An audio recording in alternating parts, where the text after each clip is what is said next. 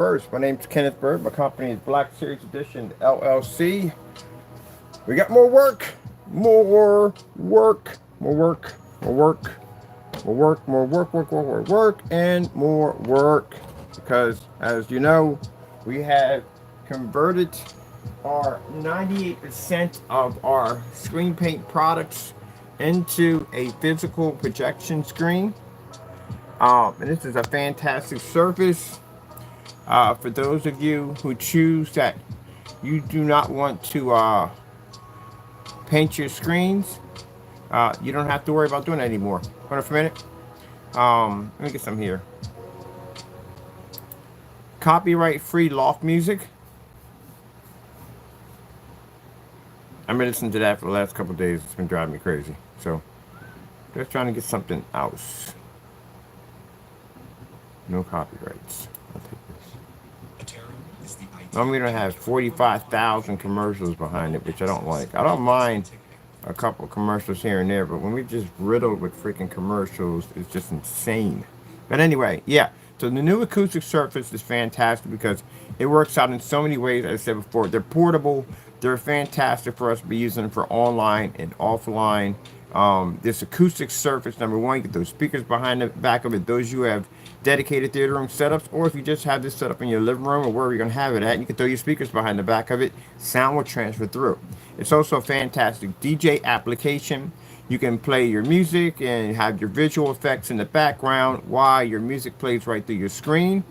Also, too, it's going to be a fantastic screen for, sorry about bumping stand right there, a fantastic screen for movies, gaming, and all that stuff. Now, the gaming on it, it's going to be like standard, but where gaming is going to be more and more advanced, high-tech gaming, better colors, insane colors, and contrast levels, and all that good stuff. That's going to involve the gamer technology. That is going to be the Apex Gamer is now a physical projection screen. It comes to 100-inch, 150-inch. The other screen, it does just about everything for, for movies and sports and stuff. It's more of a home theater screen. That's what its class says, a home theater screen. As a matter of fact, I got to put the class category in there too. I literally forgot to do that. That one basically is for home theater. That comes in 100-inch, 120-inch, and 150-inch.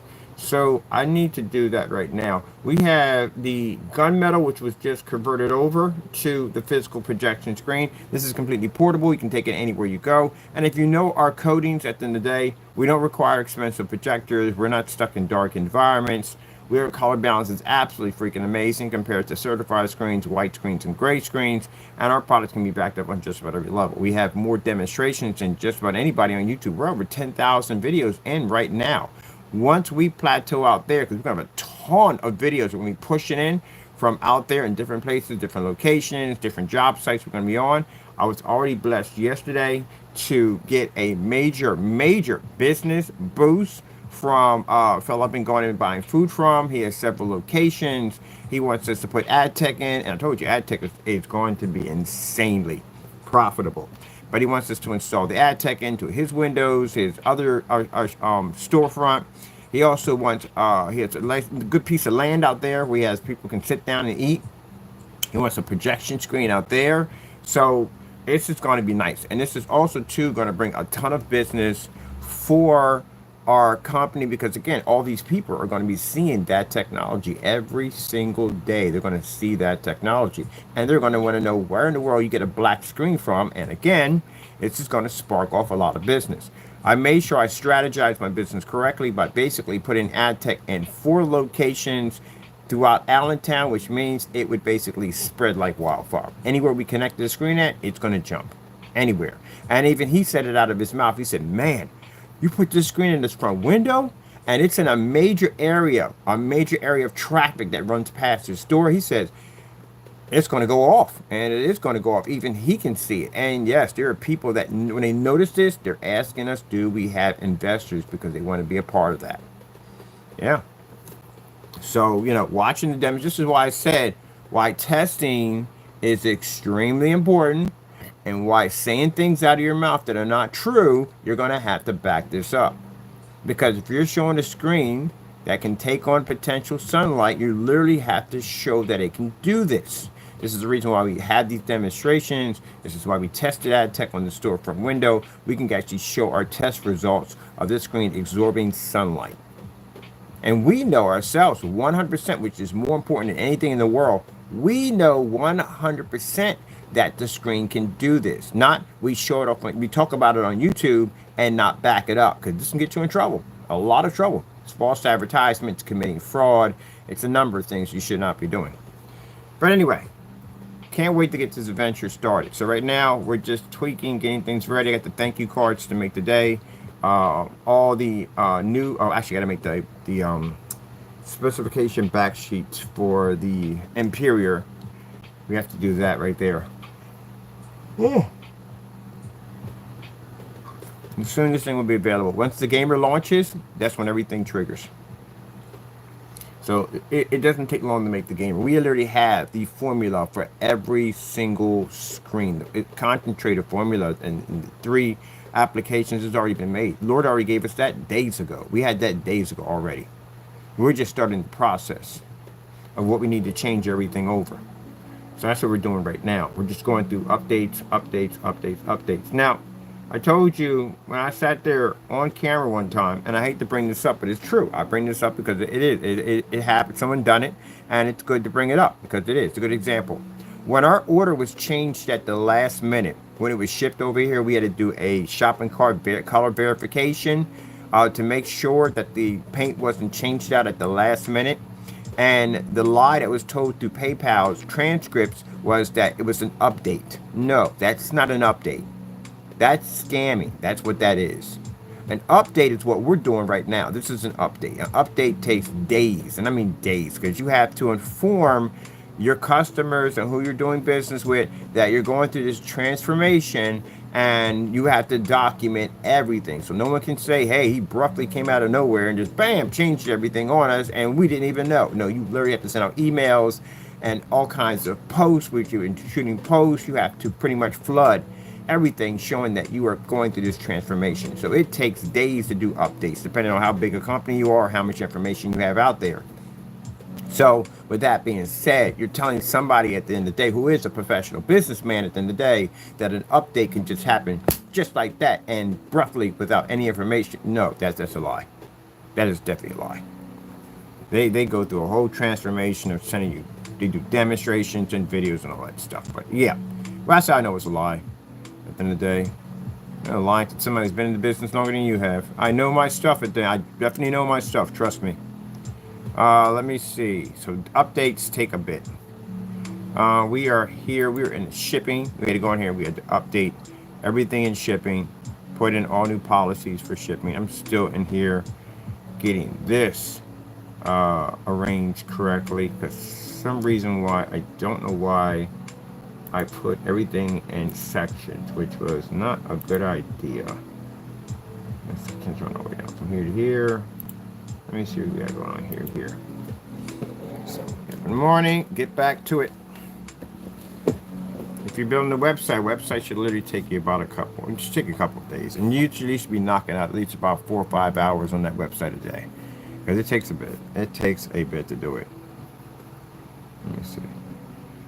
I record my builds because I can always go back and I can always get information on something that I need. So let me see.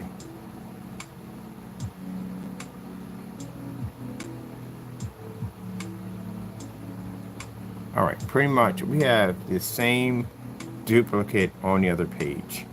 So, and this is a mess. This is all a hot mess. I made sections out of this, and this has made it moving this and moving that. Not enough room for anything in here. We're going to take the entire what we have on that page and transfer it to this page and get rid of all this mumbo jumbo. It's just clutter in here. It's just clutter. This is a headache. I don't even know. This is the first page I did. So I learned new stuff as I went along. Just see how this is my other page. This is how it's done. It's literally much more professional. So the other page needs to look like that too. So I need to go in and I need to go copy the entire page. All right, let me see. Oh, wait. Wait a minute. What's this right here? Why didn't we just stretch this over? Because that would have been a part of the whole page. All right, I did it here too. Let me go in here and get this. section. I need to copy this whole thing right here. Right there. I got to be out today. I'm up early here because I got to be out today. I got a lot of run around to do today. Customers who placed orders, thank you so much. We appreciate the support. Friday is your ship out date. And anyone placing an order, it goes out on Friday. And the screens, right now, we're going to start locking them down. You can't get a screen. We're still working on all the stuff for the screens. The only thing available now is 16 ounces. So the only things we can ship out are 16 ounces only. If you're interested in the 16 ounces, companies that we are doing business with right now, we got a couple of companies we are making paints for that actually ordering larger than 16 ounces. We can still process with you, no problem whatsoever. So the gallons and 32 ounces, and well, actually we're only doing the gallons only. Gallons, 10 gallons, 5 gallons. I told you we're going to build a special website for companies only. We can process for you, not a problem at all. But as for anything else, for the individual, the customer, sorry about that. The screen's going to be put on hold just until we finish a few things here and there. We're going to make sure we get everything tweaked just right on the site. Make sure all the policies are there. Everything is there, so no one's sitting there thinking that, oh, you know, he didn't tell me this. So make sure you know everything is on there. Have a couple screens in here, do some demonstrations, have them on displays, and I want to show you my labels. My labels are sick. They're gorgeous. They're beautiful. I got a nice little background display. I want to take new pictures and everything for the site. It's going to look nice. So I'm going to do things a little differently and get that done and get that taken care of. We have, with those screens, keep in mind, they come with, it's a kit now, because now I have to go down and put everything down as a kit, because technically it is. It comes with 4 large gold screws. These will allow you to be able to post these, so I'll show you how that works, how you can actually get your screen to stand out evenly off your wall. It's designed to push the screen off the wall. So number one, you have room for your sound bar to put behind your screen. Number two, you have a frameless. It causes a frameless effect, which means you have no frame involved. You don't have to build anything at all. It'll stretch perfectly. And the best thing about it is, if you're running ultra short throw, your screen's going to lay flat every single time, because you're not dependent on the wall for the screen. And no painting required. So I have to put that information on the reason why we're giving you these screws, because we're like, what the frig are these screws for? That's the reason why I have to put all that information there. You're getting a set of these really cool LED lights, the rope LED lights. I have them wrapped around the desk. They're freaking gorgeous. You're getting that for free. And they do come with these kind of cheap, dinky, like holders, and the holders are crap. They don't work that well. I used them. I didn't like them. Pretty sure the customer's going to hate them. So we basically put the 3M hooks in. So yeah, we got you taken care of and you're good to go. We have free shipping overseas. Doesn't make a difference where you land on the planet. Certified shipping with the United States. We try to do it overseas. It's not eligible. So we do have free shipping. At least you're not paying anything at all, period. So, you know, it's good. And also, too, for those of you in the United States, you have certified shipping, right? That basically, oh, I literally forgot to put that into the Zero Porch Pirate policy. You won't have that because, again, it's virtually impossible to steal one of those. You can't do it. I remember I picked up a certified package for my modem, and yeah, it's virtually impossible. They don't leave them on the porch or nothing. They take them with them, which is good because, again, you don't want anybody saying, oh, what that is, and take your stuff, and then you don't have your screen anymore. You don't want to go through that. So that's fantastic. All right, let me see. We have to go in and change this. So we got a lot to do right now. I got some things I need to tweak and add on there. The 16 ounces are available. They're only $127 for the 16 ounces. And again, if you see my screen paint, you will know at the end of the day that we take on certified. So forget about the grays and white screens. They're not in our category. They're not in our class. We take out certified. So consider 5,000 versus 127. Or 6,000. Now they were designed, the reason why we kept those, because they're 16 ounces, because again, it's fantastic for motorized screens. Right now I'm dealing with a customer right now, it's a motorized screen. He was thinking about doing the fixed frame screen, the fabric screens, but he has a motorized. And he's thinking, you know, I started the motorized, I want to finish the motorized. Not a problem, we'll send you out something to hook you up. You guys who made those orders, we got you taken care of. Friday is the ship out date. We're processing on Thursday, so you're good to go. Trying to get everybody else done. Once we get the last of those orders out of the way, then we can start moving on to getting the rest of the stuff done. I got the brochures. I got business cards I got to get done. I got so much stuff because I'm doing for in here and out there at the same time. All right, so let me get this done. No, I need to get this done myself. I need to move this policy here. So what I need to do is I need to come in. First things first. Let's delete all of this because we already had this copy. All right, get this out of the way. And yeah, yesterday I was freaking tired. Oh, come on. What are you talking about? Come on. I'm tired. Got things to do. We don't have time for the complication nonsense. Let's get it going. Chop. Well, it's time for that. And it's so, let's say sign into a different account. I didn't sign into a different account. What are you talking about? Okay. Let's get you fixed. Because when we basically sit in these accounts and there are enough activities going on, it does this. Let me see what we got to do here. We got to reset. Let's go over here and we've saved everything, so we're good. This is not going to save. We'll go in and basically hit the refresh. They do this from time to time. And if you got an account open and you're not activating an account, it will automatically tell you that you're not in the account. All right, let's see what's going on here. What's the problem?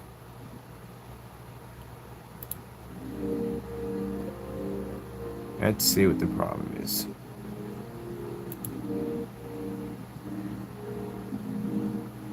Black Series. Where is the Crystal Edge site? Let's see what's going on. It could be a bill due that we forgot to pay. We just knock it out and get it out of the way as we always do. Let's see, get a refresh on this. Page is right there. See? They do this. That's why I tell people, don't freaking panic. I say, my page is going. Don't panic. Your page is there. And it's definitely there. It does this. Their system will literally do this to you. It would definitely, if you haven't spent enough time in the page, it would literally do this. If your page wasn't there, there is no way in the world you would be able to do this right now. You would not be able to find it at all, period. It's right there. It's running. All websites have these little kinks that pop up in them. That's what they have. So let me see right here. All right, I got to turn to the side. We got customers popping up on that section. And my customers' information, I keep that confidential. All right, so we'll put you in that direction over there. And then we got the cardboard desk to build too. So we're working on that too. I finally found the charging port that allows you to drop your phone and allow it to charge. So it's a unit I can actually install into the desk. So let me see right there. I told you I got a buddy of mine who has a furniture store and he's interested in selling the cardboard furniture in his store. So I'm working on several projects at the same time. And yes, I will be incorporating my screen paint into that. Why not? It's crazy if I can do that. All right, let me see. With the cardboard, they're working on a solution to make cardboard completely waterproof. Because I told you I got some projects with that. And I think one of the things I want to do is I want to make myself a cardboard projector mapping. It's going to be a cardboard fountain and projector mapping setup. So there's a whole lot of stuff I'm working on. All right, let's get over here. Let's get this doohickey done because we got things to do. And I got to figure out why it is acting nutso. It's acting so nutso. Let's get out of here. Figure out what's going on here. But now it tells me if I'm leaving the site. So I'm signing into the site. Yes, just leave the site. We'll come back in, try to figure out what you're doing. Because we're going back in, we're signing in, going back into the editing, and it says, "Are you leaving?" You just kick this out, right? Bipolar, freaking Wix is bipolar. There we go.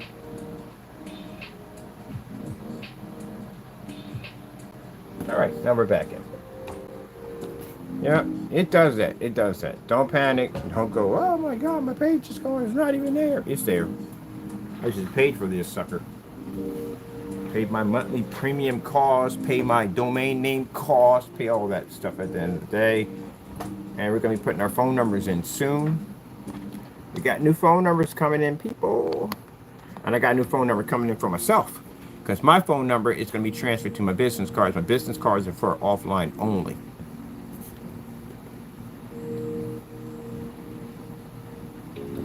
So we got new phone numbers coming in. I got to change all the numbers over, put updates for all that. Sorry if the stand seems kind of wonky. I'm not on my regular stand, which I'm usually on. Let's see if we can get this to work a little better. There we go. Sorry about the stands. Let me put this on another box. I'm going to go higher. Can't get the work done. I got to get the work done. Things to do.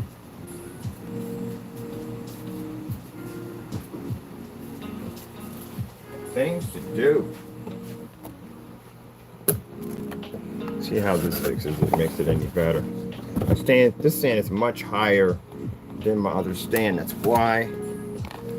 Oopsie, come on, let's be nice. Come on, let's be nice. We got things to do. We got time for this nonsense. Where's my page go to?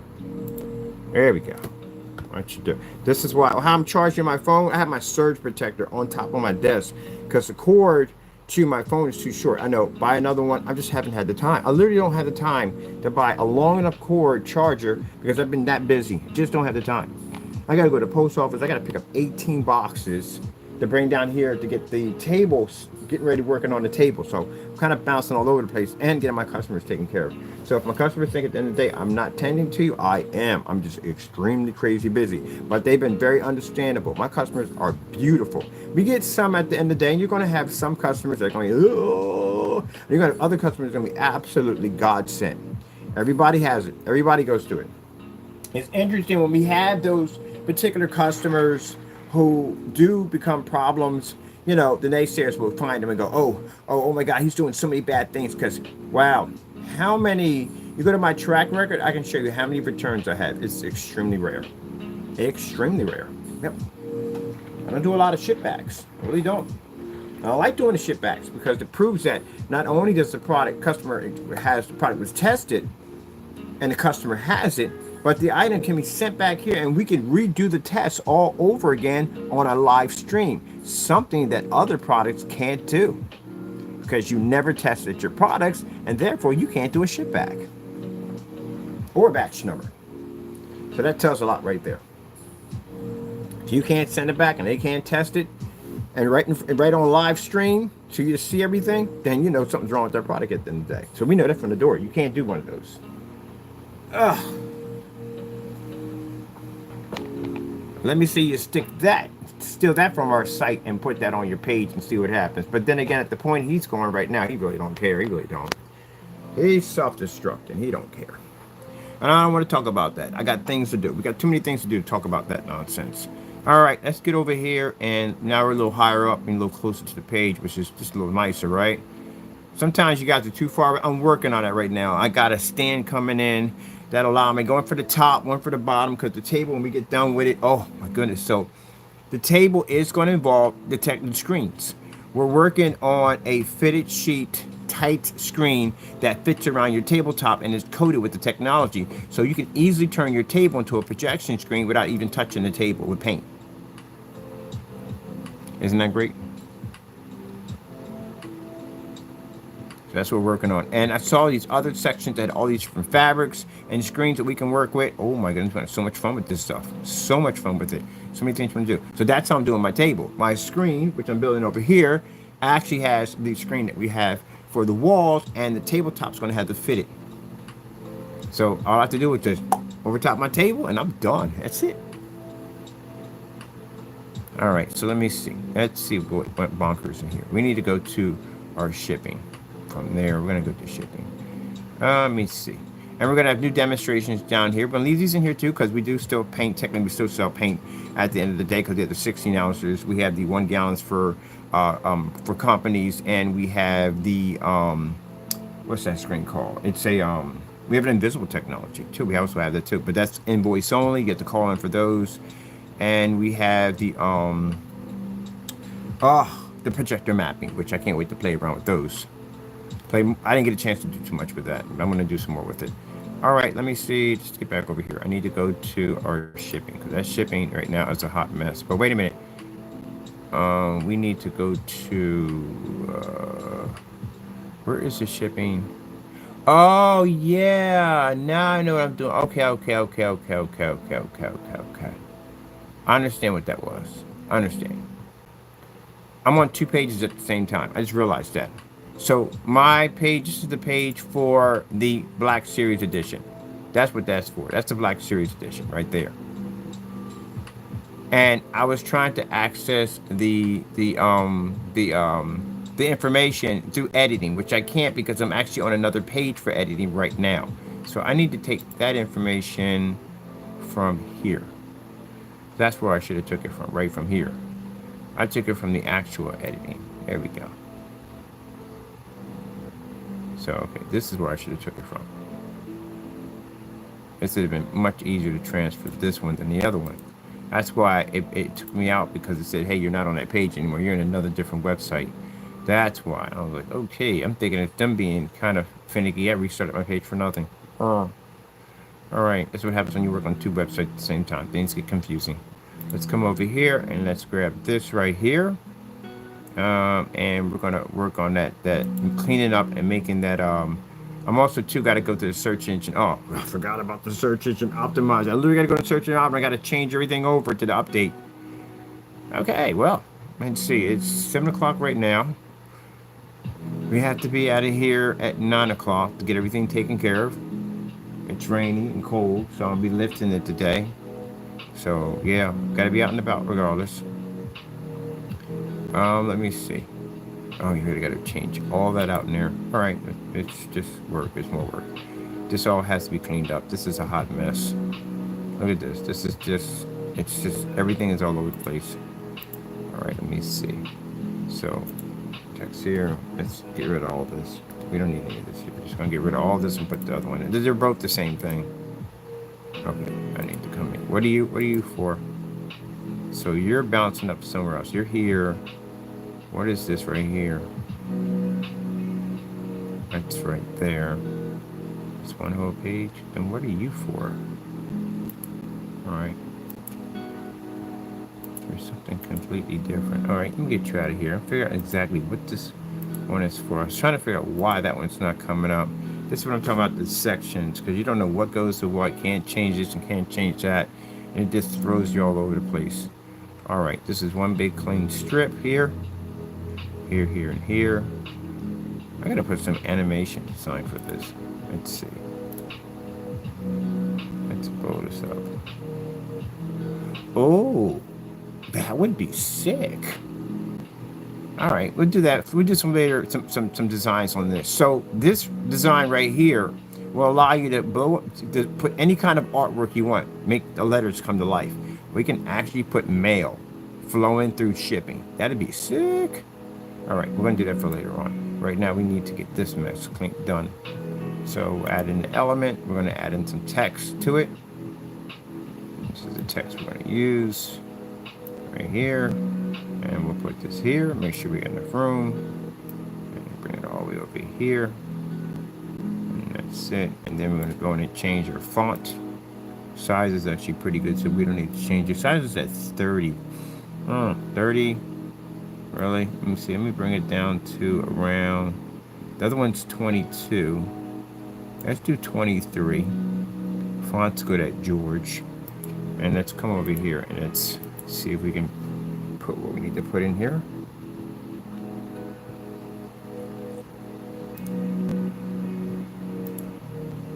There we go.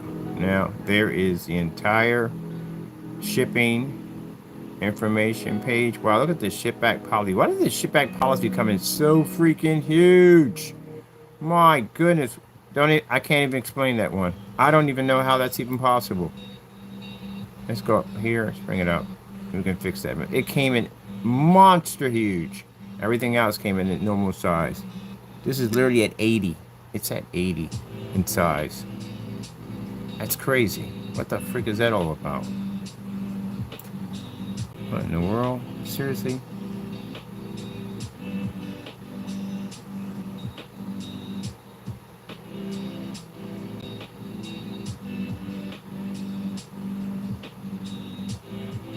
Why do we have such a skip in between?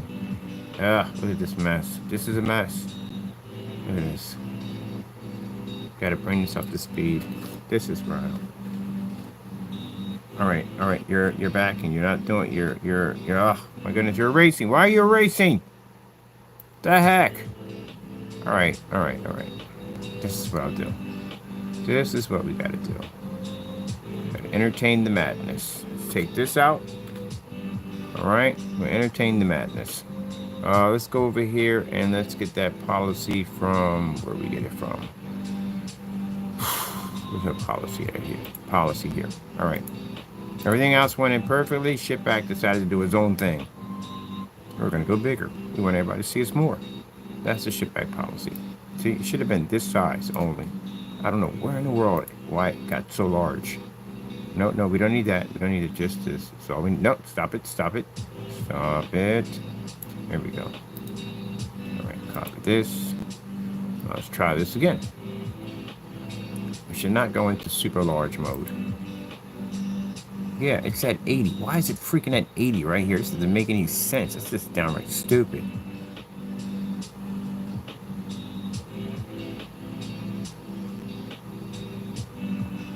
$22. All right, 22. And then we got projectors to order, people. We got projectors to order. So we're going to be ordering. I want to do some projectors under, for some reason, I don't know why, but this is some reason hitting. So I guess I'm going to have to put a section in there. I don't have a choice. It's not giving me that option. All right. Okie dokie. Let's go play the Madness game. We'll expand our page just a little bit because that's all we're going to need. Let's bring this down right here. Right there. Why do we even have this in here anyway? This divider. We don't even need it. And let's bring the page in itself. Let's expand it down. All right. Let me see what we need here.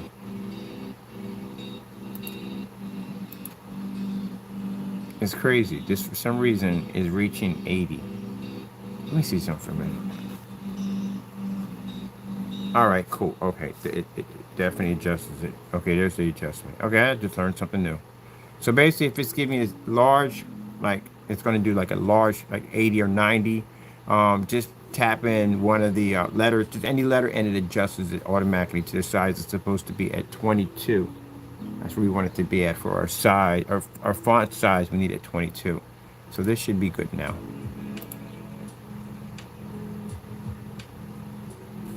We just had this separation nonsense going on. So I'm trying to figure out why we have this. And I'm trying to bring it up without deleting.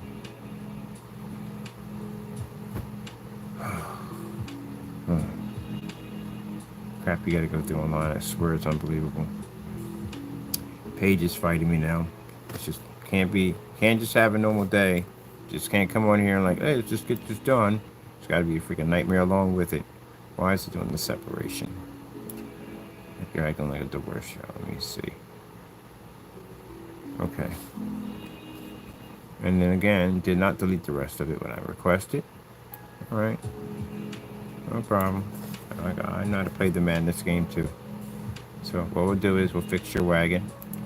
I'll put in a whole separate text in there, which I didn't want to do to begin with, but I think we have to. For some reason, that's fighting me left and right, and it will not work.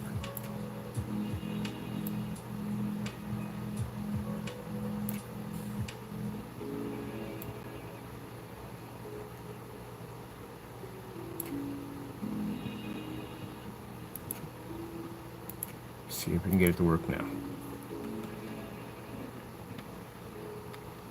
I'm gonna leave one of them in there just in case to keep the size to normal.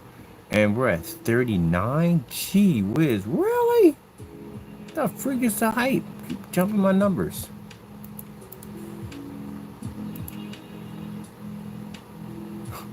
It still jumped to 30. Like literally, after that and adjusted to 22, it still went all the way up back up to 30. That's fantastic. Let's go back over here. Let's fix the mess.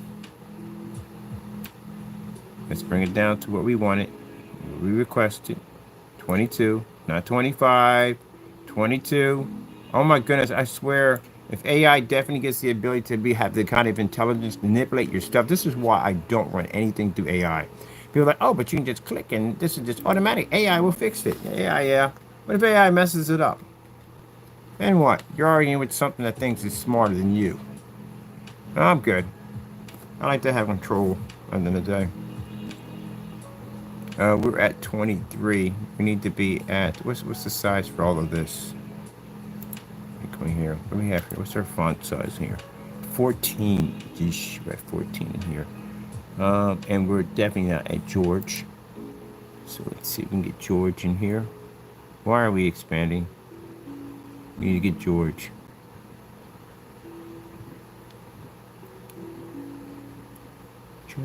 George, jungle, watch out for that tree. George, here we go, George. All right, now we got George in there. We got the size we want, but it's giving us at 14. Where are we at 14? We should have been able to nail all of this. No problem. Yeah. All right. All right. Give me. Watch this sucker jump. 22. Woo! Hit the 22 mark without even have to push it. There we go. This is what I'm talking about. Stop the insanity. There we go. These spaces, areas for putting videos at. Because I like to keep my customers with as much information as we possibly can, which is very important. All right, I'm going to have to bring, because we got a divider here so we don't get anything mixed up. So we're going to have to bring this one. Come on, be nice. This is for this one. What's this one for this one? It's for this one right here. So this divider's right here in the middle. You don't want that because that's going to cause some problems for you. Or you can get her to move up because right now she's being fussy. Okay, I'm gonna move you over here because you're doing too much. You don't want to listen. All right, I need you to get this one. I need you to listen to me. Come here. Get over here. Why don't you listen to me? Darn it. Doesn't want to go up. Ah! My nightmares of nightmares. Come on, come on. Work for me. Work for me. Really? This is the road we're going down today? Stubborn. I just saw you move. It's funny because I was watching my buddies build websites, man, and they be sitting there talking to their pages like, what the frick you think you're doing? No, it's the wrong direction. Doesn't help to play with gamer mouse. Gamer mouse like doing them because they're actually accurate and more precision, but yeah, she was sweet. It's just not going to allow me to have my fun. I can pull that back up there. Okay, whatever. I don't care. I'll put it in there. I'm good. It still fits either way. I didn't want that there to begin with, but I can work with it. I just have to shift this whole thing out of the way if I want to get around to it because the page decides it just doesn't work right. I just want to be a douche. All right, why is this section? Okay, this section's good. Let me see. We need to put in, let's see, free shipping. Can I expand here? Do I have the ability to expand here? Can I expand? Oh, yeah, I can expand here. Can I? Yeah, there we go. All right, then. All right, free shipping of the mail. What is certified mail? Where's that number in here? For shipping, all that in there. Via demonstration, put right there. Number for the. Okay, we need this. It needs to be highlighted. That's for the post office. Let's put that in a nice blue. Come on, I want the blue, darn it. Give me the blue. Right there. There we go. Nope, no. I like that blue. No, that's too dark. Can't even see it from there. I'll take that blue right there. Is that the same blue here? It's the same blue here. All right, cool. It's the same blue there. It's the same blue here. That's basically got a link in here. It says highlight this one. I tell you something. I will never understand why people do this. Like, seriously, you'll post something on, I post a lot of stuff on Facebook, and I'm gonna call it what it is. You're idiots, and you're idiots because you do dumb stuff at the end of the day. There's no other. I'm gonna call you intelligent. There's no words for it. They'll come on to a page and they'll say, "Oh, the links don't work." The links do work. They're trying to spread lies on the site by saying, "Hey, don't even bother. His links don't work." Anyone hitting the link on the page will see that the link activates. Again, you're stupid. So if you sit there and you type the links don't work, don't you think people are going to test the links to find out that the links do work? Yeah. That's why you don't see people have links on their pages, because they don't even know how to operate the links. It's easy to put a link on your page. It really is. Meta tags, all that stuff. It's so easy to do. But you don't see them on their pages because they don't know how to do it. I think I would know how to put a link in. It's really not that hard to do. I sit there and put down the links don't work. I'm sent back. I said, seriously, stop drinking the pool water. Now, we don't say it there because, again, we have to be professional. I will go to your messenger and I will DM you and tell you to stop drinking pool water because I know what you are at the end of the day. How you going to sit there and say links don't work? Everybody was hitting the link yesterday on to see the new screens. Gee whiz, Louise. All right, my personal favorite, your website doesn't work. I'd be literally working on the website like, wait a minute, so the website don't work at all? I'm actually on the website. I got 2 people coming on the website. Okay. Yep, anything, when I see stuff like that, it starts, It's desperate. This is where things start to get desperate. And I'm pretty sure we got them inside right now. We probably got them right now on the stream right now. They're in here. There's either one or two in here somewhere. They're in here. And instead of basically coming in here and being a bottom lip biter, what you should be doing is taking notes on basically how to... No, forget it. Okay, I don't care. Let's move on. Let me see. Done said that one too many times to count. All right, that's all there. Let me see. Persuasion Technology Screens. And Black Series Edition. Okay, that's all in there. See right here, no, returns can only be exchanged for the same screen or screen paints. We have that in there. We actually put screens in there. So our policy is so updated that we knew that we converted one day in the screens, we would be covered. It's actually in the policy. Same screen or screen paints. It's actually in the policy. I was just waiting for something that we needed. We couldn't convert. We had some screens that we did to convert almost near 100%. If we had our own motorized projection screen, yeah, we could have converted all the way through. But we don't have one, so we still need to support our customers who have motorized projection screens. And this is going to be, I got to go in right now, 16 ouncer. I'm going to be adding some upgrades to that too also. And that has, sorry, you know, we can't ship it overseas. It's $127. Shipping cost is just too much. It's like $40 for one of those mailers under the table just to send it over there. And I really want to eliminate the fact of sending any kind of screen paint products. Screens, yes, overseas. Paints, no. We're not shipping any more paints overseas. The screens will do, no problem. No problem whatsoever. But I'm not shipping any more paints overseas. There are policies changes that are coming up with the United States Postal Service. Even though our paperwork is correct, still, it's much more easier if we ship a screen over.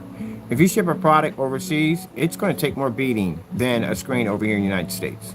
It's going to take a lot of beating. And even though we've shipped stuff back and forth with no problem, our containers are locked pretty well, this is a lot of money we got to put into to lock a container, then basically slide something into an envelope with their logos all over it and just send it over. Much more affordable. Oh, let me see what's going on. Okay, so we got all this done. This is finished. Everything here is done. The shipping. I'm definitely going to be changing something to a little dress up work on the page right now. I just want to get everything just done. Let's go over here and put a publish on this one. All right, so that's done. That's all updated.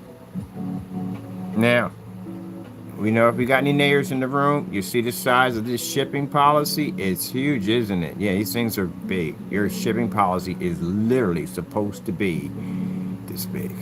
When I read through other companies' shipping policy, I'm like, oh, gee, I don't mind because I like paperwork. I like reading through stuff. And I'm always curious what their policies are compared to ours. But yeah, your policy literally has to be this huge. There is so much information that you don't have on your policy. Your shipping policy alone can get you hit with problems at the end of the day. On top of that, you're making a lot of trouble for yourself because you don't have proper policies on your site.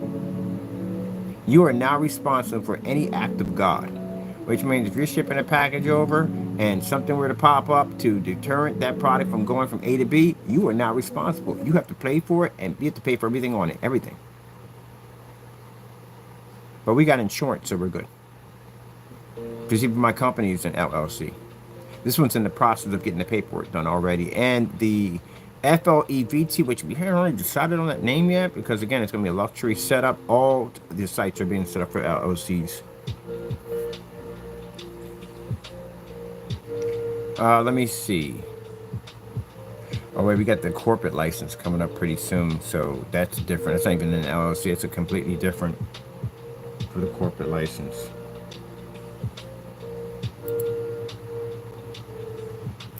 LLC, and what is the symbol for corporate? Corporate LLC. Corporates have a different one. Limited liability. And this sits there and bothers people for me to talk about an LLC. But again, like I said, if you did your paperwork correctly and you were honest 100% with your documents, you would not be in the situation that person ended up in a bad situation because he wasn't honest on documents. This is what happens when you do things that are not honest. LNC, LNC, LNC. All right. So that's what we're going to be getting soon.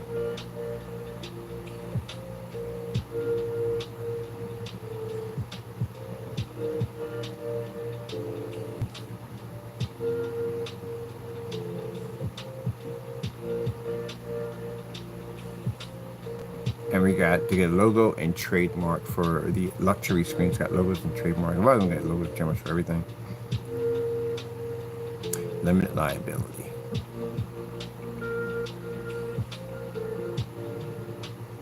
So right now we're working for getting our verification and certification for our PayPal pages. Not PayPal, PayPal. For our Facebook pages. We're getting that next because I've had my pages for quite some time. And we do a ton of posting on it, so we already got some perks that they already gave us for that, and they are set up for business pages. Let me get back over here because I'm gonna actually keep that. I'm gonna go read through that and study that and see what we got going on right there. I'm always looking for something we can get for the company. So we'll pop over here. Now let me see. This is already done. That's finished. We have the front page, all that's in there. It's finished. Marketplace is all done. We have now to go through the nightmare of the search engine optimizer. This is fantastic because in here, this is where you learn how to basically tweak your pages so that way that your products can show up on Google. And if you don't do it correct, you don't do it here, you don't show up on Google. On top of that, before you can actually get access to this to show up on Google, you have to go through some kind of verification checklist through your page in order to get linked to Google to begin with. So if you are too lazy to do just a basic page, there's no way in the world you're going to get through those things. Those things are nightmares. Once you learn it, you can't forget it. You can never, ever forget it. Trust me. But it is a headache to do them. It really is. I'm dreading to do the other one for the other site. I really am. Let me see. Welcome to our updates. Welcome to our updates page. Beginning a brand new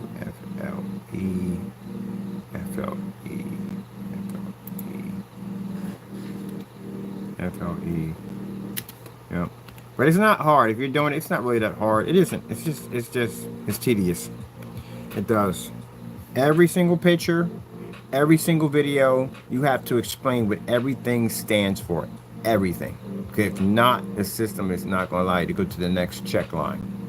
If you have links in there, they have to be properly have to calibrated so they're going where they need to go. You have to literally calibrate the entire website. You see how much stuff we have on our site? You have to go through that checklist. As you go through this checklist, this is when you first start the page off. Then, once you get all that done, you get a certain percentage, they will give you access to link to Google. But if you haven't started anything, none of this, the search engine optimizer, social media share, advanced, what do you have to really have to go? Advanced search engine? Well, you don't. You have your permission page right there. So if a page on somebody's site is no longer there, it's because they put a permission page, you put a lock on it.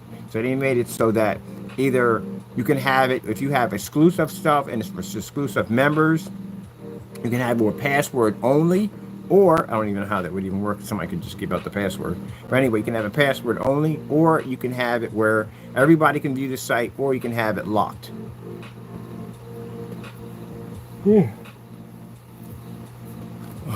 So if you want to make a page disappear, yeah, there's areas in here where you can actually hide the page. Or if you hide the page, the entire page goes missing, and you get a 404 error that pops up. We've seen that already. Okay, physical. Oh, man, I can't wait to get this thing. That's the ultimate. That's built by Provo. That's built. Let me see.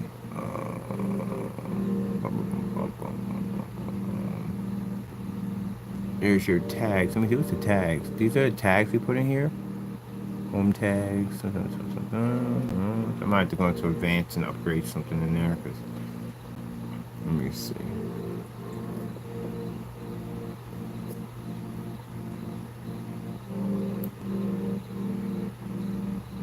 Alright, I'm going to change this. Welcome to updates.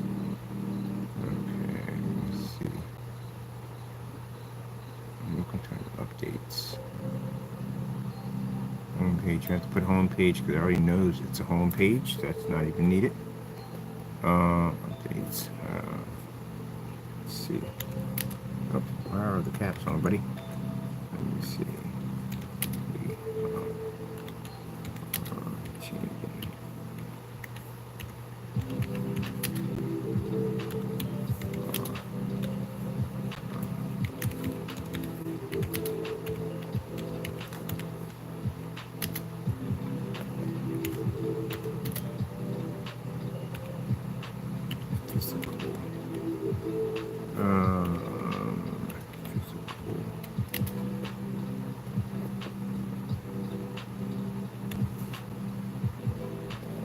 A couple of companies want physical screens. They did. I was talking to a fellow who was talking about there's a couple of screen paints that really want physical. They changed their physical screens. Now, just want to add real quick now, the problem which you'll have if you haven't did proper testing and you can't take on the gunmetals, the gunmetals actually block your path. Can't take those screens on, get a bit of an issue because technically you're still going to be considered to be a screen paint no matter what, or basically a low-end physical screen. So in order for you to get your value, you're going to have to be able to take them all on. I like to be better safe than sorry to make sure I got all my testing thorough. So if I go over to one of the forums, say, what about this screen? What about that screen? What about this? What about that? We've done those. We've done this one. We did that one. This one, that one, so on, so on. So we did that one, did that one. And the rest of them, basically, well, only one of them we couldn't get our hands on because they wouldn't, they just kept changing the topic. So I said, just forget it. So we just moved on. You can go to my account, had Firehawk G4, G5, Steamer AB 1.3, the matinee silver, matinee black. I had all of them, everything in there. We've tested everything. Let me see. Welcome to our new update. Welcome to our new update. New updates. I even have a 2 in there. Updates and shipping S there because there's more than one. Changing our screen paints to physical protection screens. The beginning of our new FLE Interior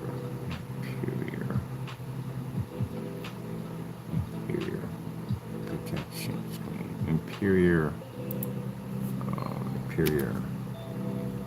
CE gunmetal. No. If you do that, then that's basically going to exclude it to just one screen only. Which, if you don't do that at all, period, that means you have the option to change out whatever you want. Because you make things complicated for yourself. You put down one screen, then every time you come in, you got to add another screen, to tell which screens are. Just put down, it's just all going to be, which I should change on the other one too. Just make it, they're all going to be changed to what the screen is. So we have FLE, let's see, physical, or FLE physical. Let's get this right. Okay. Physical.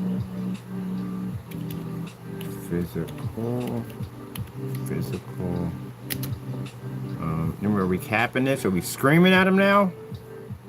Let me see. Sheesh. Let me see.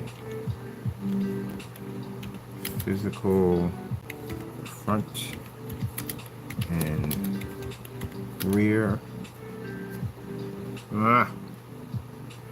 Can't copy and paste. Oh, okay. Stay over there. It's on off the table.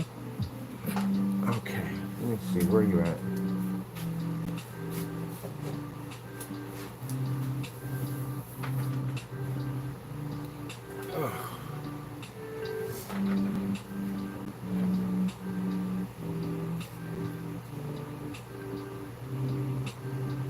I ain't charged jack yesterday.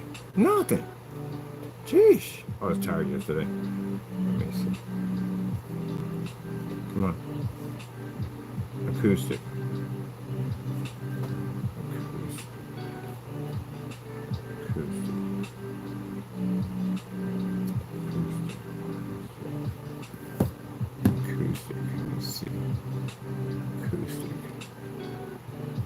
and rear.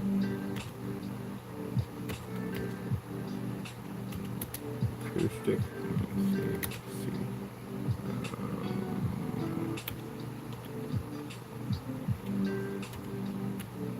Acoustic. Portable, wrinkle-free, stretchable. Portable.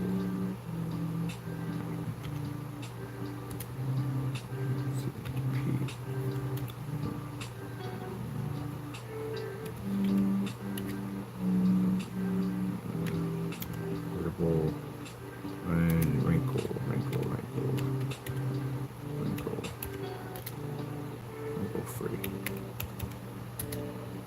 Wrinkle-free. Stretchable. We have here stretchable. According to Merriam-Webster, definition of stretchable, as inflexible, able to revert to original size and shape after being stretched, squeezed, or twisted. Stretchable gloves, stretchable bandages, flexible.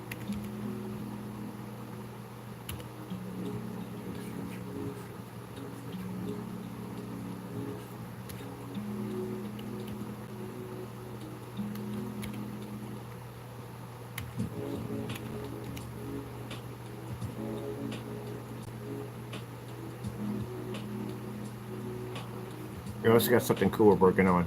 We got some crazy stuff, especially with the projector mapping field area. Yeah, there's actually a physical screen coming up for the projector mapping. Can't even tell you the beginning of what that thing's going to look like. It is going to be insane. I want to make sure we basically have everything locked in and definitely have a patent on that sitting on top of that with some other stuff. We want to make sure that well, actually we can copyright the whole thing. We can literally copyright it, the whole thing. Copyright and trademark it. But we can't tell you what it is, not until we're ready. I want to make sure all my investors are locked into it. Let me see. And this is a problem that future trolls are going to have at the end of the day, because with my investors locked into stuff, if you mess with one of those screens and you tamper with it, you want to carry on with it, you're messing with their investment, which means, guess what? They're going to you got another person's going to be coming at your head at the end of the day. Yep. I want to make sure I get some pretty powerful people locked into this technology. Let's see. Stretchable, wrinkle-free. So we got welcome to... Don't you even think about it, buddy, because I'm feeling you underneath my feet. Don't pull that cord, please. Welcome to our new updates. With our... We are changing... We are changing. We are... No, that shouldn't be spelled O-U. That's the wrong R. Definitely the wrong one. That should be A-R-E. Okay. We are changing our screen paints to physical projection screen. Physical projectors. Not physical projectors. Physical projector screens. Yeah, check over everything. Screens. All right. The beginning of our new FLE Physical front and rear acoustic portable wrinkle-free stretchable projector screens. Or you should have had there catalog FLE projector screens. There we go. That's much better. Okay, so that's all done. Everything's right there. It's all Gucci. We're all set right there. Let's go get our nice little save on that one. So that's done. Little check mark pop up. We're good to go. Thank you for the save. Thank you. Let me see. What do we have here for our social media share? All right, that's the end we have. I like that. We'll keep that. I'm going to change the other ones out to something pretty cool for a social media share. So I'm good with this. Okay, everything here. So everything that's here now is going to be there on Google. So anytime you Google that, that's the first thing that's going to pop up. It gives you information what we changed over to. Let me see. We're going to go over here next. Contact information. Make sure we got all that correctly. Check for this. Let's see. Our contact info. How to reach. Gee whiz, really, you put it in like that? Just sounded literate in that one.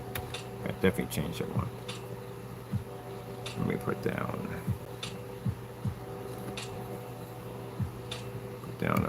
information, info on how to contact. All right, we're screaming at him now. Chawa, chawa. Info. Sheesh. Keep putting the cap lock off. Information on how to find a site. Yeah, right. Information on how to contact. How to contact. I miss my park. I do. I don't know, man. It's been cold, rainy, miserable outside for the. It's gonna be like that for the next 4 days. It's just. I don't care. I'm rocking my t-shirt. You know why? Because I'm fighting this. I'm fighting this. I refuse. There's people walking around with t-shirts on too. Yesterday was interesting. Yesterday I had up on the porch waiting to get my modem. And man, it was cold as I don't know what. I still rocking my t-shirt and my freaking ankle socks. It's cold as I don't know what. I sat there for 4 hours waiting for this truck to pop up. It finally pops up. I'm hungry now. I just want to go get something to eat. The minute I walk to the store, it's raining. But it's not raining cold rain. It's raining warm rain. The rain is literally warm when it's hitting you. Man, I'm telling you, we messed this planet up. We messed it up. I mean, we really messed it up. Flowers are confused. They don't even know if it's spring, if it's summer, if it's winter. You look at your flowers and why they're wilted because they don't even know. They can't even time it. All that stuff, mind God's perfect plan, the earth and everything was in sync around the seasons and everything. We screwed literally that up pretty bad. Cause I'm like, man, you come outside, you don't even know what to prepare for anymore. Even the weatherman be baffled. Like, wait a minute, I could have swore we said it was going to be like freaking 92 degrees, and it's freaking 48 degrees, and freaking we got hailstorms outside. You know we messed it up. So yeah, that day, man, it was freezing cold on the porch waiting for this package, but when I went to go pick up some food, the temperature shot right up through the roof. It was like literally like walking through a sauna. Because when the rain came down, it was warm. I was like, well, this is interesting. That's not God. People are like, oh, but that's God. That's not God in the day. You messed up the planet. All that fossil fuel and, you know, burning coal and all that stuff, you know what I mean? And the industrial era when they started basically manufacturing stuff. And yeah, and it's funny how I find it interesting how people want to blame people now for it. No. You go back a bit there. You wrecked that one a long time ago when you had all those little choo-choo trains running all over the place, pumping all that freaking fossil fuel all in the air. Yes, sir. Did all that mining and everything and cut down all those trees. You did all that damage at the end of the day. Let's see. Info about R. About R. What do you put right there? Info about R. Info on how to. It should be how to. How to contact our company. Our company.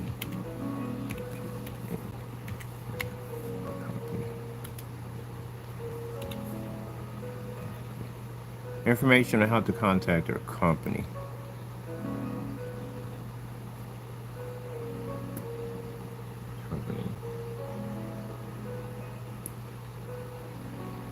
And the best way that we can assist you on your purchase. All right, that sounds much more professional. All right, and in the best way. The best way we can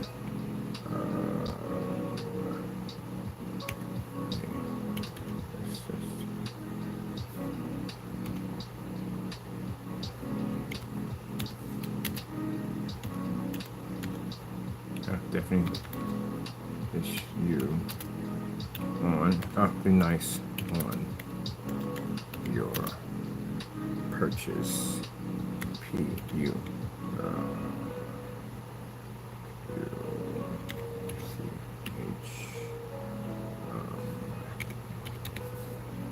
I gotta order label paper today for making our own stickers. I gotta get 2 printers in here, so I need 1 printer for making my stickers and stuff, and the other one for labels and stuff, because I don't want to kill my ink on the other one. Let's see, because I got stickers and stuff I want to make for my PC mods and stuff like that I'm working on. I'll show you how to make your own stickers if I didn't show you how to do that one already. But I think I'm pretty much sure I have it on their site somewhere. Okay, info on how to contact our company and the best way we can assist you on your purchase. That is actually much better than the way I had it in that caveman formation. All right, save that. What do we have here for the oh, cool. That's what we put there. I forgot I updated all this. Literally updated the social media. Okay, we did this. That's right, because, yeah, I had to do a redo-over on the entire site. So we did that already. Okay, cool. So we know the social media is set up. Yeah, we hooked it up. We put some cool stuff in here. Wait till you see what the ship out our social media looks like. So anytime we send you this, we get one of these over. Pretty cool, huh? Yep. All right, now we save that. Let's go pop over to our... We don't need payments. We're going to pop over to our shipping. Shipping we have here, basic social media settings. Let's see what we got here for shipping. Our shipping and return. Why do we have caps in the middle of sentences? What the heck is going on with you today, man? No, we don't do that crap. And why do you have it in there? A-N-E. And so I see how brutal I am with my own self. Yeah, I'm really brutal with myself. I'll go over myself and I'll have an argument. Like, what the freak were you doing there? Why would you even put that there to begin with? That's just stupid. That's pointless. Like, and. Like, how many and you have to add into something? Rules and regulations. See, that's more proper. Our shipping and returns, rules and regulations. Shipping and returns. Shipping, apostrophe here, and then shipping, returns, rules, regulations, or shipping and returns.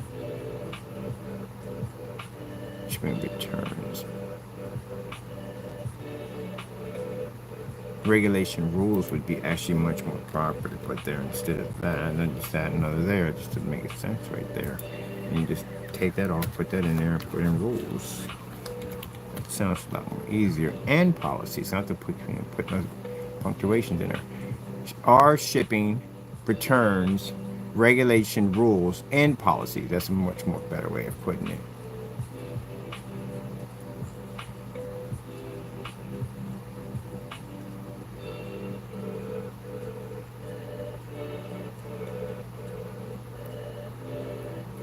Let me see.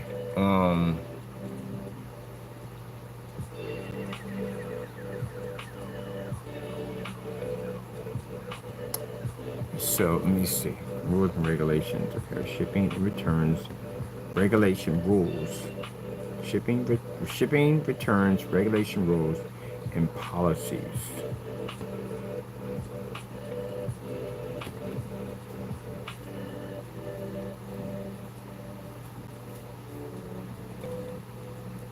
Be nice. Our detailed information on how to better our relationship with our customers. There you go. Here's a summary from Indeed. To maintain customer relationships, try these key methods. 1. Be respectful and trustworthy. 2. Communicate consistently. 3. Get to know your customers. 4. Stay connected. 5. Offer incentives. 6. Ask for feedback. 7. Hire dedicated customer service staff. And 8. Address any issues promptly. Yeah, which we do. That's why we have ship backs. That's why we have batch numbers. That's why all products are tested before they're shipped out. Matter of fact, our policy that we have is actually so good that PayPal actually they liked it. They like the fact that we can actually show all test demonstrations of all products before they're actually shipped out. We can show products that are tested when they ship out, and we can actually ship back a product and show that we can test it right on a live stream in front of our customers to show that the product does work. Can't get any more of a better guarantee than that. And the black versus black test at the end of the day, which is a strong and very serious requirement for anything that should basically, you have to have that, or gray versus gray, shows that your product won't match anything else. And also, too, this reassures that the people that will be doing business with you as and your investors are not going to be basically investing something that someone can make easily just like that by popping into a Home Depot or a Lowe's. Have to have all that on there. So let me see. Yeah, gotta have all that on there. And your shipping policy again can't be looking weak. Can't be sitting up there with like 2 paragraphs. Nope, that's not gonna work. You know, it's not, PayPal will not honor that. They don't honor it. I know because we went in, we filed, and we have 19 PayPal complaints against this individual. We won every single one of them. And if you read the transcripts, he doesn't even know how to handle the transcripts, his business correctly, because he kept repeating the same thing over and over and over again. Like he really didn't know what he was doing in the transcripts. It was a mess. So PayPal went to his site. They found his site wasn't really legit. They also, because the wording, how it's written, how it looks bad. And then they went in and basically read through a specification. Guys said nothing makes sense over there. It doesn't make any sense. And then they read through the shipping policy and they were like, oh, heck no. There is no wiggle room anywhere for the customer. You'll go, PayPal will go literally through your website and read through your stuff. So if someone says, hey, I went to a site and he didn't have any information on the product, you know, you're in a lot of trouble at the end of the day because my website is chock full of information on my site. I spent a lot of time working to make sure that we have so much information on the site that the customer is very well educated on what we're selling. So if you make a complaint as not as described, well, hey, bring it back here. We'll request a ship back on you. And we have people that will sit there and argue a ship back. They will complain on the ship back. And you seen, I showed you the messages. They will argue on the ship back. They don't want to send it back. Well, guess what? It's going to land you in court. That's what's going to happen. Because if I find any videos, anything saying anything nasty about my company, when we requested you to send it back to do the test live, and you refuse, and you just slandered my company anyway, and find yourself sitting in court with a $50,000 to $80,000 lawsuit sitting on top of your head. And the judge is going to ask you, why didn't you ship the item back? They requested it. Why didn't you ship it back? There you go. You lost your case that quick. We had one a couple of days ago. We requested the guy to ship the item back. He refused to ship the item back. We literally got into an argument with him about shipping back our product. Send it back to us. We want it back. Oh, no, I can't send it back. This, that, and the other. Made tons of excuses. All right, we just copied all the text. Here we go. Sent everything over to PayPal, showing that, hey, we said, look, we want the product back. I don't even want you to have the product back. Take your money. I want my product back. He needs the product. He definitely needs it. But he wants to keep the product and keep the money at the same time. You meet people like that. If I'm requesting for my stuff to come back to me and I have where we can back it up and we can fight the claim, that's no problem. But if I'm requesting my stuff back and I don't want you having my stuff and you can take your money because I know what's waiting for you out there, there's nothing out there for you. Go ahead, take your money back. I'm good. Give me back my money. This is where he got to a point where he says, well, no, I'm not going to send it back. It's damaged. It wasn't damaged when it got there. What the heck happened? Send it back. If it's damaged and it's leaking, you see how we wrap containers at the end? Things are glued down at the end of the day. It's kind of hard to get through one of those things. I had a rough time on camera trying to get through one of them. So if that's the case, put it in a plastic bag, put it in a box, put down liquid content on the box, send it to the post office, ship it back to me. I want my stuff back. Nope. Nope. Same conversation. Well, I don't have it anymore. Now he doesn't have it anymore. All right, no problem. Copied all your text messages, screenshot everything. Went to PayPal, sent everything through, and we escalated it. He didn't escalate it, we escalated, and that's it. I'm going to try to keep my screen and my money at the same time. We're not having it. You're going to give me back my stuff. Something got to give. Either going to give me back that screen, or you're just going to keep your money, one way or another. But you're giving me back something. And we have people like that will try to keep the screen and keep the paint at the same time. We are not having it. So keep in mind, if you feel that PayPal at the end of the day can't resolve, we can override PayPal and drag you into court and take you before court of law and request for our stuff back. Because you're not going to keep both. I got no problem with giving your money back. That's not an issue for me at the end of the day. Because I've done the testing, I've done the work, I know what's waiting for you. You're going to go in there certified screens? Heck, if you're complaining about my price, a $6,000, $5,000 screen is going to cost you a ton of money, and that's a screen we can take out. So again, option going. Gray screens, please, we can overpower that. We can make those things at the end of the day with no problem. And I can show you a track record that goes on a mile long on how we're making that stuff far before anybody else was doing it who has it now. Widescreen, we know what we do to a widescreen. Widescreen is not even, we could beat a widescreen with gray chalk paint. So where's you gonna go? These guys at the end of the day, one actually went crazy, and you've seen what he did to his website. So he's untrustworthy on so many levels, it's not even funny. And the other one can't even get his product to work correctly because it came up gray multiple times. He doesn't even know what the range gain is. Specification sheets are completely fake at the end of the day, and no one trusts him to do any business with him. And you know why? Because he's friends with the other one. Yeah, if you have someone who's in bad business and you guys are all seen working together and basically interacting with each other, that means you're both all in the same category of trouble. And people, if they see one doing something crazy, they won't bother with the other one. This is the reason why people say stay far away from me as possible, because I don't want your bad mojo on me, because whatever you do, it's going to affect me. And businesses do that. If a business basically shows in a demonstration or in the videos that they support racism, guess what? Everybody else pulls away from them because they don't want anything to do with them and they don't want to be labeled with that nonsense. That's what they do. And they basically huddle around each other. So they all support that nonsense. If one supports it, they all support that nonsense. And that's what makes them look bad. That's the reason why their products are not selling, and that's why they're collapsing and imploding. But getting back to that, yeah. I don't want to go too far into this because I can go into this. I can really get into this. But at the end of the day, like I said, there is where I'm being honest with you. Where can you go? We have the most tests of everything. If you don't believe me, go to my YouTube channel. Go to my YouTube channel, type in some stuff, and go compare me to everybody else. We got matching better demonstrations all over YouTube. We knocked out just about we got only certified screen we haven't hit was a Dragonfly because we can't get access to it. Everybody else, we have been able to take over. So where would you go? The other gray screen paints on eBay, we conquered all of those already. We've been through that whole list. Goose screen, done that goose screen too. Paint on screen's been there already. So if we refuse your order, we know it's waiting for you because we tested it already.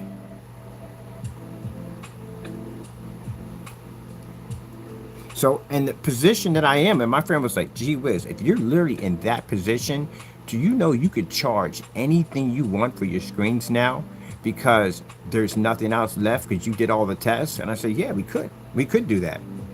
Once I reach out there on that plateau, I can get whatever the freak I want. I can walk in there and get maybe $4,000 or $5,000 for my technology easy out there with no problem. I'm dealing with all businesses out there. But we're not leaning in that direction. The direction we're leaning toward is to make the screen super affordable that everybody can afford it. So instead of you going out and spending $5,000, $6,000 for a projection screen, you can get technology for far, far, far less. And also, too, much more high performance. Now, if anyone feels at the end of the day that I'm not telling the truth about my product taking your screen on, let me know. Send me an email. I'll buy your stuff. If you think I'm joking. Because as for the other ones, no, you can't contact us. You're done. We have cancellations on. We literally have cancellations on these two individuals. That's another thing too. You have cancellations on you. You literally canceled our orders and put the money back in our accounts, even removing an entire state of Pennsylvania. We got videos of them pulling down their marketplaces, all kinds of stuff to keep us from buying their stuff. So if you're going through those great lengths to make sure that we don't have your stuff at the end of the day for that bring down here for testing, that shows at the end of the day your products is not worth anyone's time. That's what that comes down to. That's the reason why we did our first test. We did our first test against the best of the best that the gunmetal screens had to offer, because we knew if we could take out the best of their advanced technology, anything underneath of that would be a cakewalk for the technology. Excuse me. And that's why you can go to my site and you can type up and these companies will pop up and you'll see us doing side-by-side demonstrations to do a comparison which product is better. And I just talked to a customer the other day. Said, yeah, I went out there and I did the research and the screens are crazy expensive. If you're a church and you're doing like 4 screens in your environment and they're going to be $5,000 a piece, that's $20,000 you just spent. Keep in mind, you still got to get a projector for each screen. That's a lot of money to spend. Where our technology, we can prove and show that at the end of the day, we have an advantage point over their screens. And now being a physical screen, now we have an even more higher advantage point. Because now not only can we say, hey, look, we're just like you. You can sit there and say, well, the reason why people don't want to go near paints and go with a physical screen because there's no paint. You don't have to paint anything in. There's no hard work. You just hang it up and you're done. We can say the same thing too now. But the difference between us and the physical screen is we can overpower your screens and we can develop chemicals 10 times faster than you can, and we can upgrade at will. You can't do this. You have limitations. $5,000 screen versus one of those fabric screens. Fabric screens front and rear, 5,000 is not. Fabric, if we had technology we have is basically ultra short throw compatible. That screen, chances are it's not. You're going to buy a screen for that. Fabric is portable, can go outside. That screen's not going outside. You're not carrying around your fixed frame screen or motorized everywhere you go. It's not going to happen. Fabric screen is fully weatherproof. That screen's not either. Fabric has FLE technology, which means it can pull up in fully lit environments, doesn't require ambient light rejection technology, or basically it can produce off a ceiling if we choose, or the floor, because it can absorb that much light. The screens are basically designed in ambient light controlled environments, which again, I still don't understand why they do that, because they can literally, I've tested their stuff, they can operate in well lit environments. They have the capability, but no, whatever.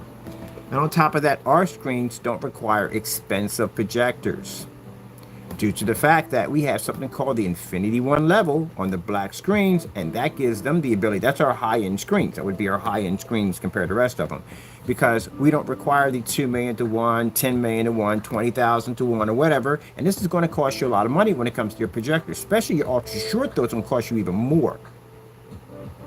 You don't have to worry about that because that screen has it. And so no matter what projector you choose, as long as it's name brand, you don't have to worry about that. So imagine that physical screen versus their physical screen. We can even do tabletops. We can do whatever we want. And the screen's acoustic. Your $5,000 screen's not acoustic. You have to pay extra for that. You want an acoustic screen, you'll pay extra for the acoustic screen. Ours is all in one. And at 150 inches, we are around $397, where a 100 inch of those screens are going to cost you $5,000. Now, look at the advantage point of that, which I'm going to be listed on the website, the advantage point of our physical screen versus other physical screens. And then once we get a chance to get a motorized projection screen in, ooh, man, this is going to basically wreak some havoc for some people at the end of the day, because again, I got a buddy of mine, actually not a buddy of mine, he's actually my sister's son. He's an engineer, certified engineer, real deal.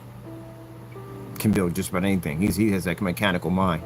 So I've been talking to him back and forth about getting a customized motorized projection screen built for our company, which is going to be black, one's going to be gunmetal, and one's going to be the high grade silver. We wanted 3 different colors. On top of that, they're all going to be tension. We're not doing the other ones. They're going to be a tension screen at a reasonable price. The tension screens are freaking insanely called $3,000. $3,000 for a tension screen. Sometimes 6, depending on the size of your screen. That's for 100 inches. So I want my screens to be tension. And I want a kind of a UFO light effect on it. You can actually change out the lights. You can go to the web page and we change it for lights on it. I want something different. Let me see. Okay. This is good. Can we save this? Let's save this right here. So yeah, we have a heavy advantage point over the certifieds. The certifieds weren't testing against each other at all, period. They were testing against white screens, which they should have been doing anyway, because again, that's what they're going to run into. We, on the other hand, were testing against the certified, testing against the gray screens, testing against the white screens. We were testing against everything.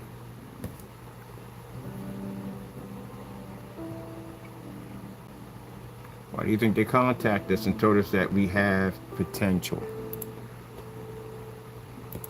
And they could see that without even basically, at the end of the day, ever touching the surface. If they're touching the product, they can see it because they're professionals in the field. That's why I said you got somebody on a YouTube channel in their apartment trying to say they're professional, and you're far from it. And we got companies at the end of the day will say our product has potential at the end of the day. And they're professionals in the field. They have weight.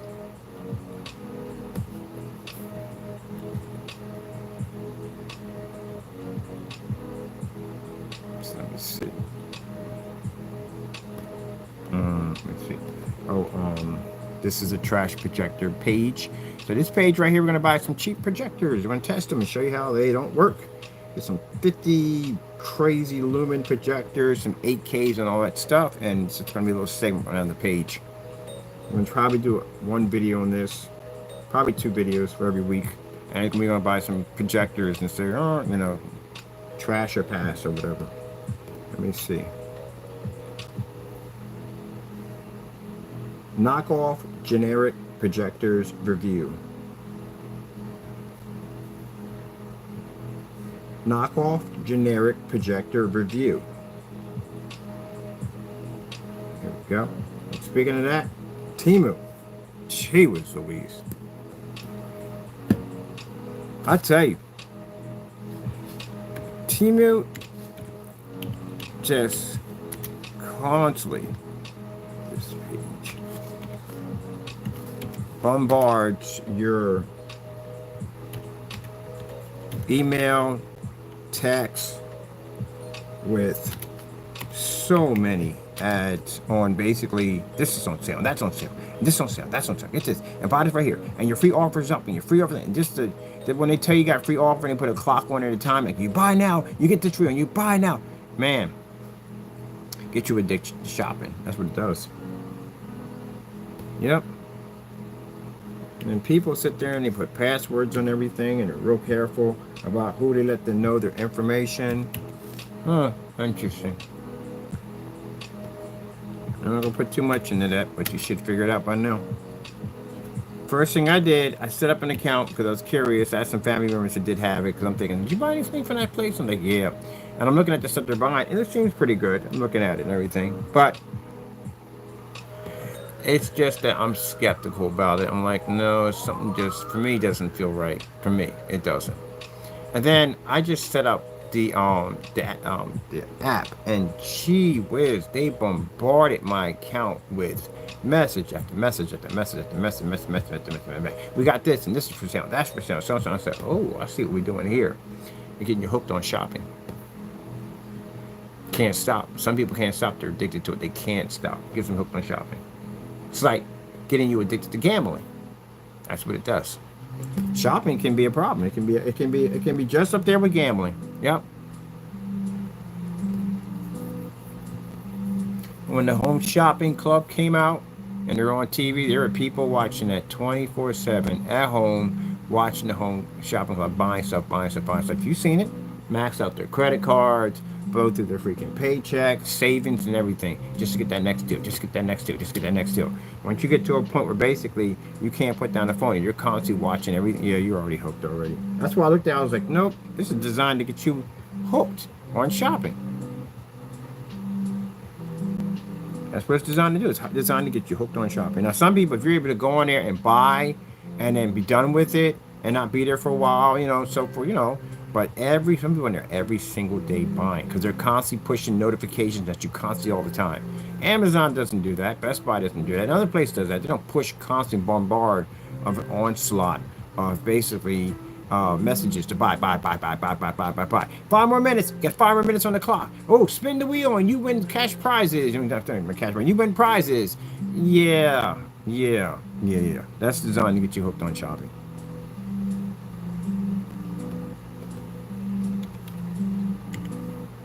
I literally had friends of mine saying they couldn't stop. I can't stop. Every time I turn around, it's a new deal on this, it's a new deal on that. I can't stop. See, this is the reason why discipline and control is very important. It's important for business. It's important for everything to know discipline. To how to tell yourself no. Let me see. It also helps if you want to lose weight too. Tell yourself no. You see something there, you can't have it. Nope, can't have it. Nope. I do it to myself all the time. Walk in the store, I'm not supposed to have soda. Nope, can't have soda. Pick something else. I learned to have this conversation with myself. No, you can't have that soda. You know what that soda does to you. You can't have it. Go get something else. No, you can't have it either. There's some acid in that. I literally have this conversation with myself. Want a couple of tasty cakes? No, can't have that. Nope. Move on. Get something else. Find something else. Yep, constantly telling myself that. See the discipline that I put into my site, the work that I put in every single day. I get on this machine, I pump 4 or 5 hours in this non-stop work. You have to be disciplined. That's the first line of everything. It's discipline. Because if you don't have discipline there, you're gonna have all kinds of problems. They're gonna pop up. And the first thing when I saw that Temu stuff, I was like, it was tempting. It was. There was a lot of stuff on there I could have bought for so much cheaper. But I looked at the part where they're constantly pushing these ads into my phone, into my email account, where they're telling me that, hey, we got 5 minutes on this sale, we got 4 minutes on this sale, this, that, and the other. Yeah, it caught me off guard. I was like, you know what? This is like trying to get somebody on an addiction for shopping. Buy now, we have this. Buy now, we that. Just one after the next, after the next, after the next, after the next, after the next, after the next. It's ongoing. Stop. Get this sale and that sale. Don't worry about that. That ran out, but you got another one right behind. If you buy this, you get 2 free. If you buy this, you get 4 free. Yeah. Yep. Get you addicted on shopping. You know, you can have something what they call, I'm not leave that alone because that's not for this topic, but there's other things. There's something for what it's called, but I'm gonna leave it for another thing. But yeah, I wouldn't get, if you're able to go on there and just buy something, you know, like you would go on Amazon and buy something and be done, you know, then that's good. You have control. But if you're constantly going to your phone, looking at the next deal, the next deal, the next deal, the next deal, and you're spending all day shopping there, yeah, that's not good. And a person who's addicted to shopping does wreck the home. Because again, bills got to be paid, food's got to be put on the table, kids need things at the end. There are things that have to be taken care of. And if a person's spending all their money on Amazon, because people do get addicted to Amazon, people get addicted to home shopping, there were all kinds of stuff. And you're seeing stacks and stacks of boxes at someone's store, and they're just buying stuff for the sake of just buying stuff. Yeah, the home shopping network was known for people getting addicted. I'm gonna look this up for a minute. I got about a couple minutes in here before we got to get out of here. Oh, look at my fan right there. People addicted to the home shopping network.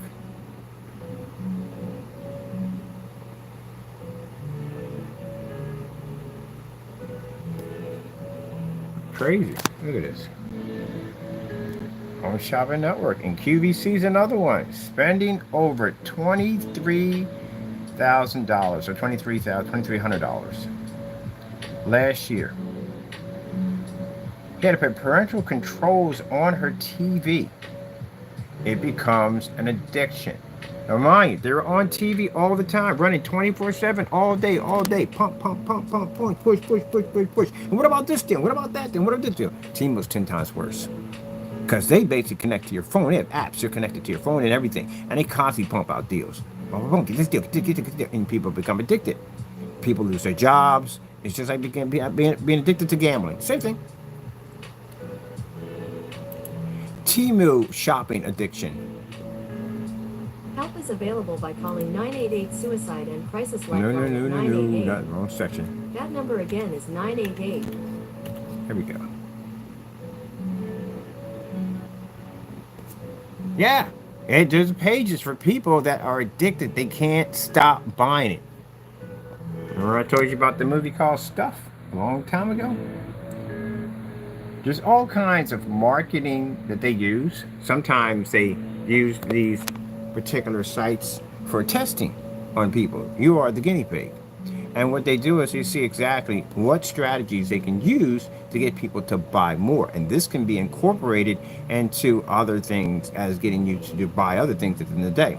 That data can be shared to other companies or sold to other companies. How secure is your data?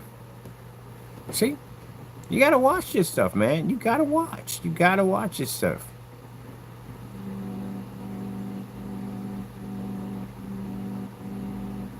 See right here, it's all kinds of topic.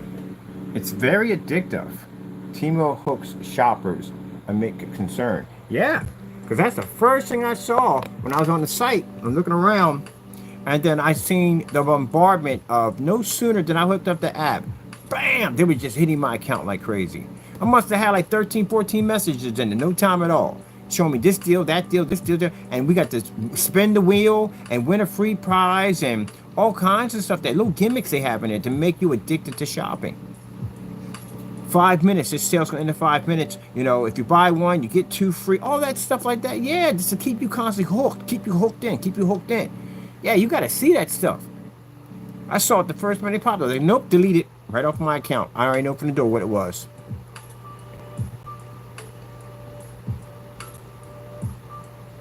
Now, am I saying this stuff is trash and all junk? No, not really. It isn't. Because I've seen some of the stuff that my family members have bought. And it all works quite nicely. It does. Some of it's junk, some of it's good. You know what I mean? It's kind of like people have those TikTok videos to show you how to navigate through all that. It's like going through eBay. When we go through eBay, we know what projectors are good and which ones are not. We have to navigate through it. But this site is designed to make you addicted to shopping. And then what makes it even worse, the influencers jump on this. And the influencers are making money too off of it at the end of the day. And they're showing products. Now, the one thing I do like about the influencers are that they do show you what's good and what's not good. I do give them that one. That's good. Because, again, there's so much stuff on there. It's really kind of hard to figure out which one's going to be good for you and which one's not. And they kind of do that for you. So I think I give them thumbs up for that one right there. You know. But you can't get addicted to it. You can't get addicted to it. And they should preach that you have to be careful. You can't become addicted to the site. Yeah. So I told you about the thing called stuff. Yeah. How it was the parasite in the yogurt that was making people eat more of it. So much of it, they weren't eating food anymore. They weren't even drinking water, just eating that yogurt. They constantly eating that yogurt because the parasite was constantly making them crave it. Yep. And 4 guys figured out how to basically use this parasite to make them filthy rich, because no one would buy food anymore. You would just buy their yogurt and they will become filthy rich, and they figured that out. So just same thing with this. They use certain marketing strategies on to get you to buy. Now imagine if my system here was bombarding your phone with tons and tons of text messages about what's on sale. That's why I can't stand email marketing. I won't go near the 10-foot pole because I can't stand it myself. Just bombarding your phone. This is on sale. That's on sale. So and so and so. This, that. Yeah, it's same thing. That's why I can't stand email marketing. I don't like email marketing. I would never use it. I hate it when it pops up on my phone. That's why you never see us use it. But yeah, they have little sales that pop up. They have a timer come up. You got 5 minutes. You know, it's just going away for 5 minutes. You have 10 minutes. Don't worry, it's another deal right behind this one. Oh my goodness. I'm like, nope. I know what this is designed for. This page is about. Yeah, I know exactly what it's about. So be careful. Don't get addicted to it. You can go on YouTube. They got the stories on there. And people sitting up there with like 30, 40 packages on their porch. Come on, enough with that. I don't want to see this crap. What? No, we're good. Get off my page, darn it. Anyway, yeah, people with 20, 30 packages and all that stuff on their page, and oh, it's cheap, but you know, that's what the whole thing about it is. It's cheap, but it adds up. It adds up. And the thing about it is, you feel like it's cheap, you're not spending a lot of money at the end of the day because it's so cheap. But once you get that addiction, you'll be spending every single day, and not only every single day, you'll be spending more and more and more. Because if it's cheap, why not blow your whole paycheck on it? That's why I said, yeah, be careful. This page is about knockoff generic projectors. This page is about knockoff generic projector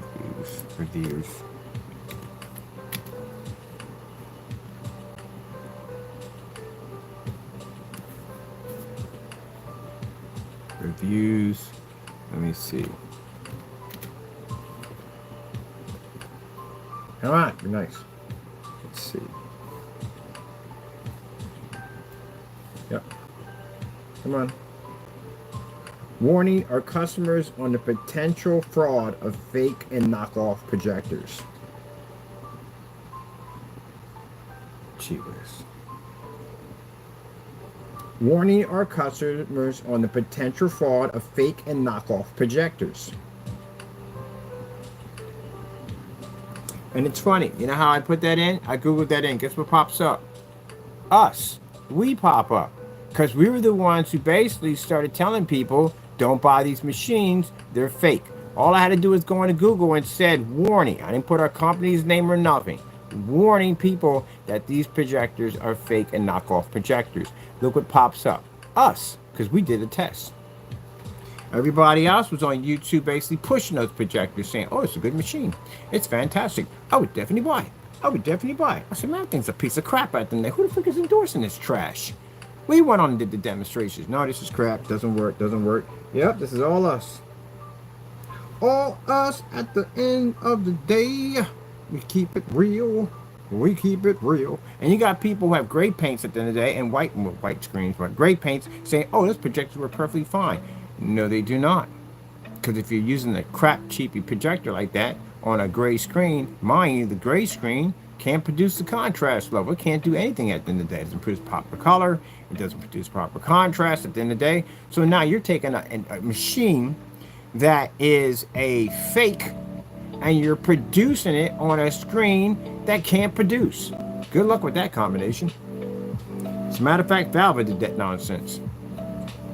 They had a projector. The Valve only had a 3,000 to 1 contrast, and the projector NEC 720p behind me has a 4,000 to 1. My projector is 36. The Valve is only 18 to 25.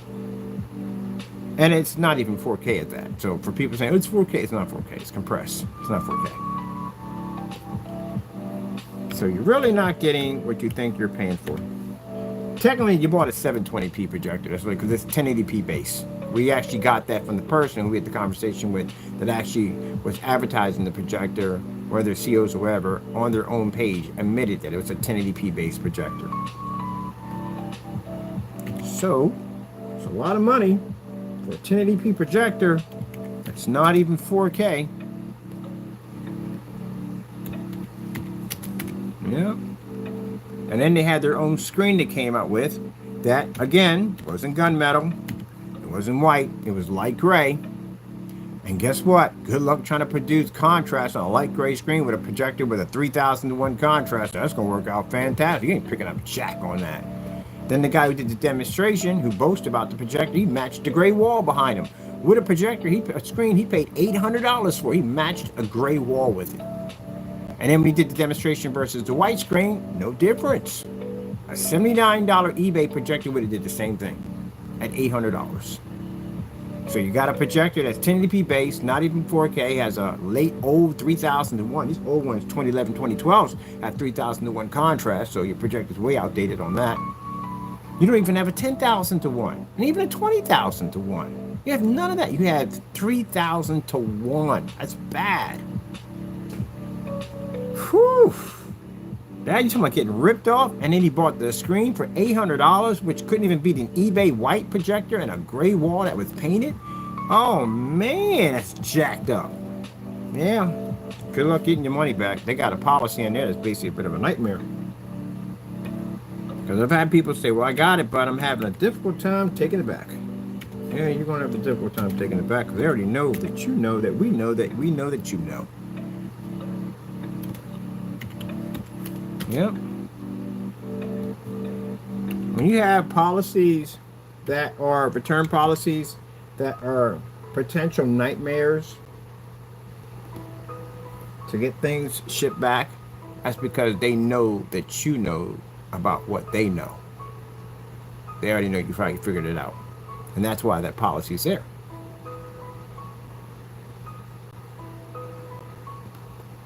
Yeah, because they already know. You must have figured it out. That policy is to protect them, to make sure that if you do happen to figure it out, they're protected. They can still keep your money.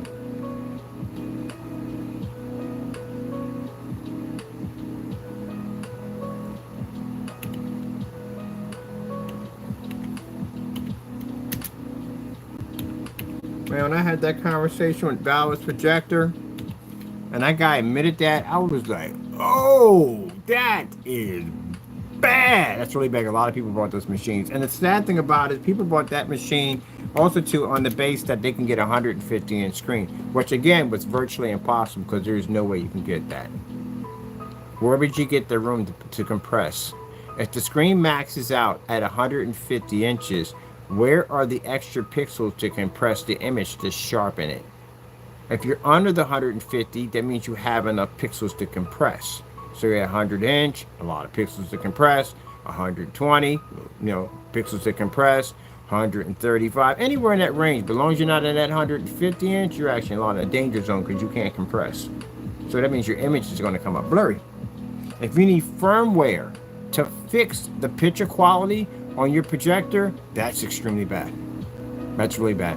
You need a software to fix your screen, to correct your screen, to give it the ability to see and function better.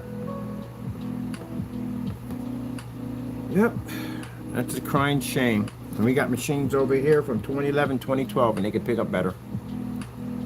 Let me see. Potential of fake. Yeah, that's what I saw with the iWall projector. The screen was so freaking blurry when he was showing Avatar.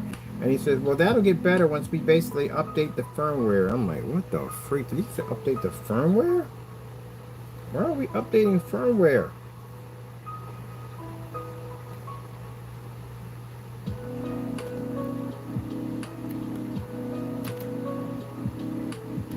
So basically, you're just updating the illusion to trick you, to make you believe that you're seeing something that technically isn't really there.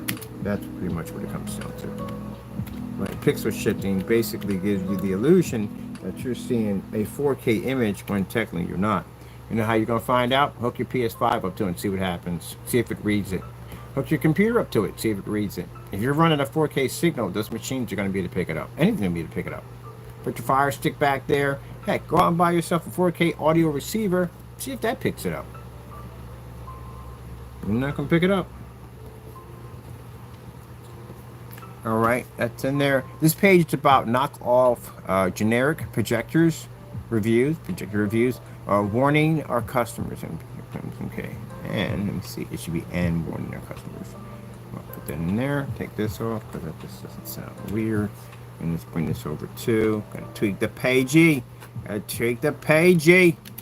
And warning. What we got for here? We're almost out of here. And warning our customers on the potential fraud of fake and knockoff projectors. Perfect. Perfect. That sounds so McCheesy. What do we got here for the social on here? Ooh, we need a knockoff projector in there. Definitely need one in there. Fake knockoff projectors. We just get Drake prop off projectors. Fake, not Drake. What the freak? Am I speaking another language here? Now, you see that? The minute you type in fake knockoff projectors, our videos will be the only ones that come up. You know why? We did the research for you. This is how detailed I'm about my products at the end of the day. So there's a ton of demonstrations right there for our customers to watch on fake machines. I saw it. I had to put my company's name in. Nothing. So I got to type in. It's fake knockoff projectors, and boom, we pop up all over the place. Yep, warning you to stay away from those machines. We did thorough testing on them. Now the testing that they did, they basically took the projector, some of the influencers, and stuck it in a dark environment. And they basically turned on the, look how beautiful the image, look how amazing it comes up. They didn't tell you that the things can't read contrast correctly. They don't read color correctly. Half of them, the white levels are extremely poor. They're very, very blurry at the end of the day. The sharpness is absolutely a mess. And the menu looks like something off your daughter's Disney flashlight. Like, you know, the little menu that pops up that you project to the ceiling, you know, has a big old flash drive card and whatever nonsense on it. You know, like a dinky menu. That's what they look like inside. And these are projectors claiming to be 9,000, 10,000, 20,000 lumen projectors at 8K and 5K and 4K. Some even have 1080p and 8K. Can you believe it or not? Yeah. All crap. Every single one of them. But no, influencers get on, or people reviewing these trying to get some points or some glory points, and they lie on camera. That's messed up. And person buys that thinking that, oh, it's a fantastic projector, and it looks like crap. And then they contact us, and they see demonstrations of us producing an environment, the same environment they want to be in, but we have to tell them, we can't help you, because we can't support that machine, because it doesn't work. But we can advise you to go to somebody on eBay, where you can get a 720p projector that will look far better than that thing at the end of the day. And when people said that's not possible, bam, we did it for you. That's why if you type in anywhere, fake projectors, that pops up right there. Even went into some of the high-end projectors and had conversations with people who have these machines. Again, if it was anybody else, not saying anybody else, I can't say that. But for the other individual who calls himself a professional, you do not have enough knowledge in projectors to have a conversation with someone in a room like that. And he doesn't. He really doesn't. because I knew what I was talking about, and he knew I knew what I was talking about, and he knew, okay, this is a guy in here, I can't pull the wool over top of his eyes, might as well tell him the truth. And we got them to confess, 2 companies to confess, that their projectors were not 4K, that they were actually 1080p based machines. GM Go and Valva. We got both of them to confess, and I got the screenshots to back it up. As a matter of fact, in a YouTube video, having a conversation with GM Go, they literally removed the entire conversation off their page. Got it on recording. See, that's what I'm talking about. But meanwhile, these jokers at the end of the day were going in and taking these very same crappy machines and sticking it on their gray screen paint and say, look, the projector works perfectly fine. There's nothing wrong with it. It's just that his product just doesn't work. No, guess what? I'm going to explain something to you, Mr. Fernando. That projector doesn't work on the top screens because we tested them. Because we have those certified screens in our possession, which you do not have those screens in your possession. Therefore, you wouldn't know because you don't do enough testing on certified, and we do. And I know for a fact that the certified screens don't register on those particular projectors because they're trash.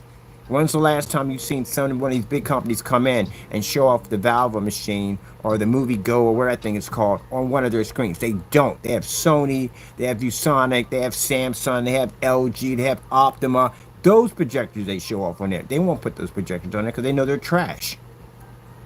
So that tells you something right there. So you thought that your opinion at the end of the day, basically because you stuck that Valco or Vidco, whatever that projector is called, on your screen and it picked up. Of course it's going to pick up. I can get that thing to pick up off network grade 773, GGP, whatever, primer. That stuff will pick up on any gray surface, even gray fabric. It'll pick up on it. We did the test right here in the demonstrations. What it won't register is it won't register on black technology. So we can take a projector of Old Faithful at 1,000 lumens, 720p, 600 by 800, and put it against a projector that's claiming to be a 1920 by 1200 WXGA high-end or WXGA high-end projector at 20,000 lumens, and we can get the 1,000 lumen projector to overpower, which means we double up on top one screen on another to see which one produces the highest lumen count. And of course, the 1,000 lumen overpowers it every single time, produces better color, picks up on our black technology.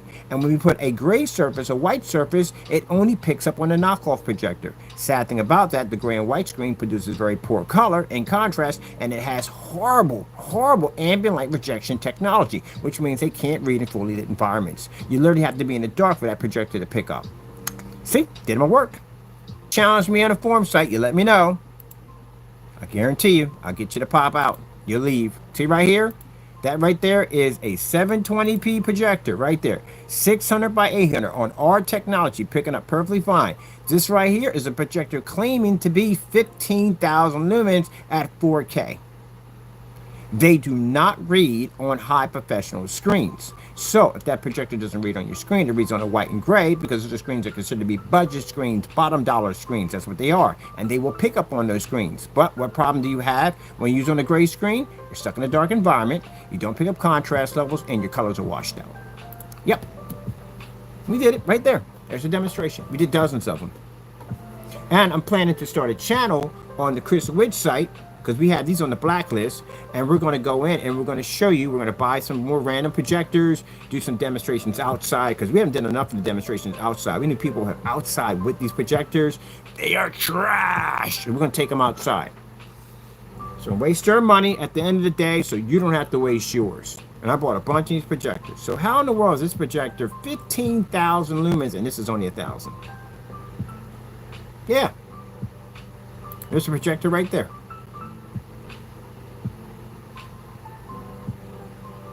And this one was on YouTube quite a few times. And few people are on there saying, oh, it's an amazing projector. You can get a giant image. It's beautiful, this, that, and the other. That projector is trash. That's because you were doing a demonstration on a dark environment on a white wall.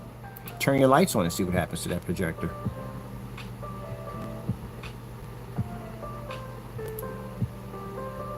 There's the projector. It's a knockoff right here.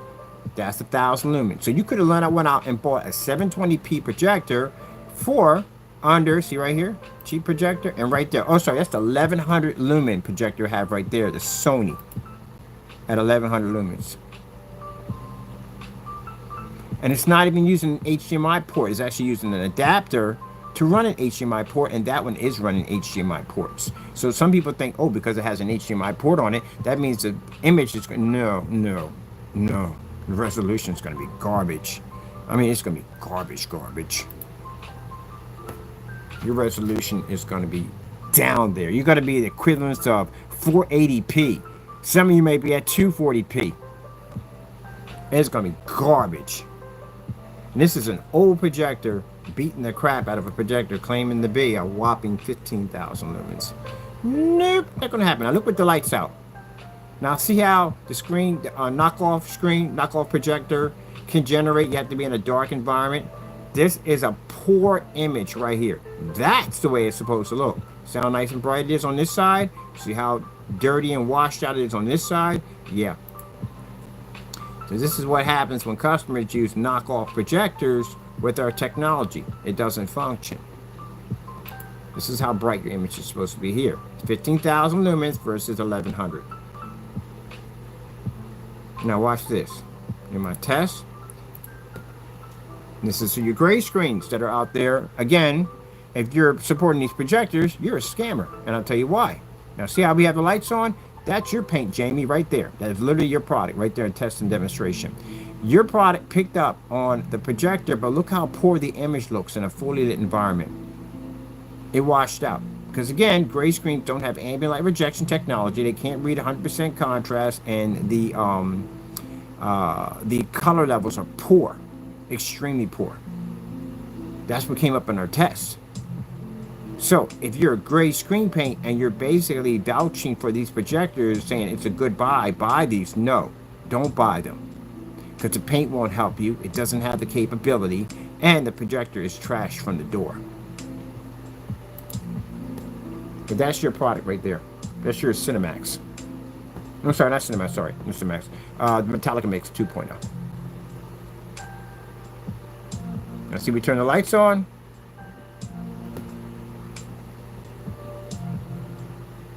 Now watch. Now see the gray screen? Gray screen doesn't register jack at all. That's why when you saw demonstrations of people trying to get you to use it on a gray screen at the end of the day, they were in dark environments. They were nowhere in an environment like this. The projector doesn't read, it won't pick up. Waste your time, you waste your money. Now, have you seen any of these tests done on their sites? No. When you type in fake projectors, or any of their demonstrations come up? No. Because they don't do their demonstrations correctly, and they don't do them at all, period. Gray screen paint won't help you. Not one of those machines in the day. Nothing to help you. Anything you can have is a white wall trapped in the dark. That's where you're going to be at. And in that, your colors, all that's going to be gone. Doesn't even pick up.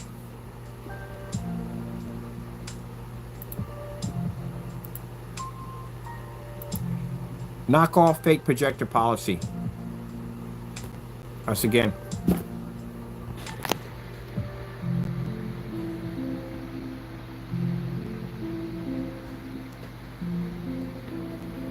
We did the test. And we're going to fall to that search too. Now when anybody comes on, they see this, it discourages them from buying those projectors. Knock off fake projector policy.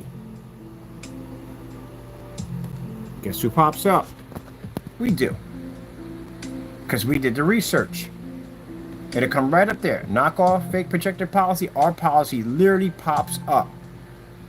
So, if you're going to be talking about at the end of the day, gentlemen, that my company is supposed to be a scam and we don't know what we're talking about, even Google, the search engine, AI knows who we are.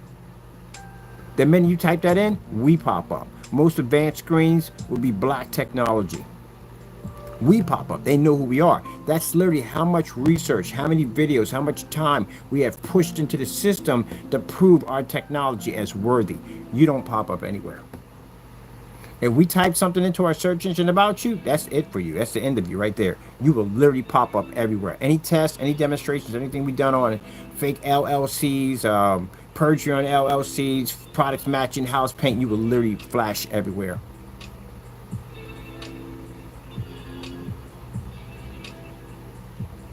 That's why I'm glad that we do our demonstrations by the book, that we basically don't lie in our demonstrations, that we can back up our products 100%. Look what it says here at the bottom. There's our policy right there. Even has our logo will pop up.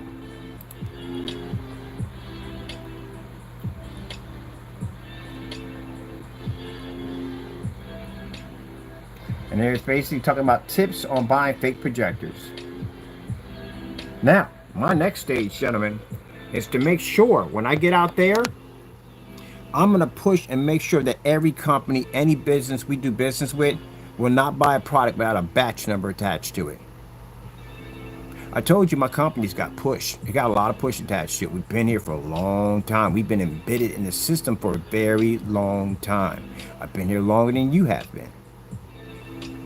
I'm going to push that products require batch numbers before they can be sold on any form of platform. And it's definitely a requirement. And for the customer, this is a win-win for you because, again, this means the product has to be tested. It has to be tested before it's sold. No more of that fake demonstrations going and saying, oh, it's tested, it's done. It's not tested. Sticking it in a dark environment is not a test. I can take notebook paper and stick it in the dark and get the same results. That's not a test. You're going to have to show your product is properly tested. And then you're going to have to provide a batch number before you ship that product out, which means one of those tests involves a gray versus house paints and all that stuff, and ours is black versus black. Now, if you're a person who makes screen paint and this scares the living crap out of you, it should. If you're not scared over this, then you're good, because that means your stuff is already tested and you're ready to go. This cuts down on nonsense at the end of the day. Now, you would think, how would a person like me, that's supposed to be a scammer, a rip-off artist, who does all these bells and whistles and tricks and stuff, for some reason can back his stuff up better than you guys can? You don't have cancellations on me. I have cancellations on you. Yeah, our stuff it's in the system already. And I'm going to push that batch number. I'm going to push that batch number so much that the minute someone types in batch number, it's going to be requested as a definite requirement needed. Every form site we go to, we're going to push it in. And I'm out there. Any company I'm dealing with, don't do business with anything without a batch number attached to it. It's in all our contracts. It's in everything.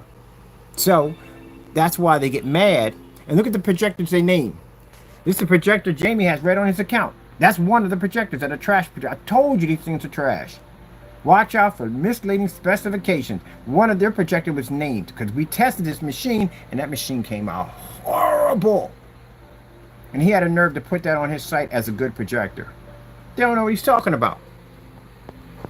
Told you to stay away from it. We bought that machine. Did the test on it. It came out. It was trash. And he took the same projector and stuck it on it. It works perfectly fine. It works perfectly fine. Yeah. They're saying the projector is misleading. It's a projector to watch out for. It's trash. We said it was a projector that was misleading and it's trash and did a review on it. You took the projector, put it on your site, and told people to buy it and buy your screen paint because it works. No, it doesn't work. It's trash. It's right there. It's a trash projector. So that's why people come to us and ask us at the end of the day, because we have more knowledge, we have more education, and we have more experience in this field. Projector's trash. Literally typed our company's name right in there. Look, there's our pictures. That's us. That's all us. They know who we are. There's our video demonstrations, everything we've done. That's all us. So where are you at? Nowhere to be found. Look, even the blacklist pops up. If you're on that blacklist, man, lights out for you. We post you on that and this on that page. That's the end of you right there. You go publicize everywhere. That's what the blacklist is designed for. Now, mind you, we only put things on the blacklist unless we have hardcore evidence against you. You can't just put some on it because they say because you don't like them. You can't put them on there for that. You only have to have hardcore evidence. So if you go through those videos, you will see these are videos where people got busted, matching house paint, campaigning all kinds of scams. You'll see it on there.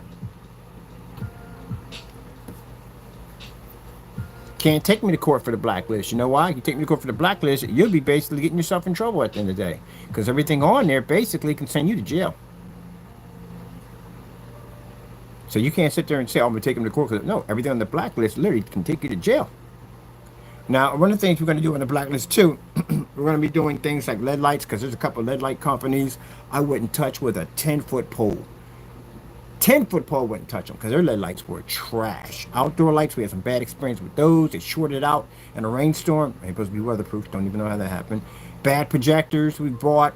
I started the blacklist, and the blacklist wasn't started for these guys. The blacklist was started because I was doing a lot of projector unboxing, and we got some projectors that came in, and the merchants did a horrible job with them.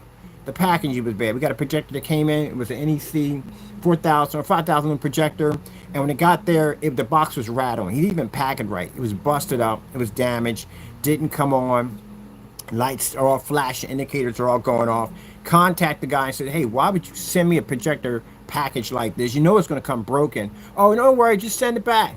Oh, so I know what you're doing. You're running an insurance scam. So what they do is they over-insured the package, knowing that when the package, they send you a broken projector to begin with. And then when the projector gets there, then at the end of the day, you send it back, and they basically get an insurance claim on it, and they get more money. And they do that over and over again.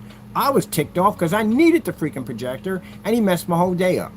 So I filed a complaint against him, found out who the merchant was. Of course, we had him on file. And basically, that's how it all started with the blacklist, because I got ripped off on a projector. And what I did, I started posting people who did this from eBay on the account, so that way when people go in, they know which merchants to stay away from and which are good merchants. And then we started putting it with lead lights, and then this jerk was going around doing dumb stuff, and I was like, you know what, just stick him on the blacklist, because this stuff is fake. When I saw the demonstration with this stuff matching house paint, yeah, you deserve to be on there. So if anyone types in your name, they type in black and white paint, you pop up all over the place. They type in you put in LLC California search, you pop up all over the place. It literally shows your LLC, your business, everything right there. We didn't have to make anything up. You committed perjury, documents missing, all that stuff is right there. We did a detailed research right there. Yeah. Fake and knockoff projectors. The blacklist. Right here.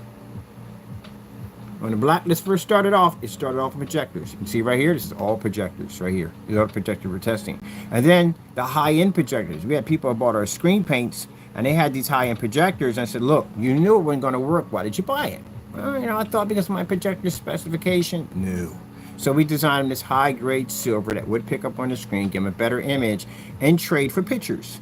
So we can use the pictures to educate our customers on don't go near those projectors and don't use our screen paints because it will not work at all.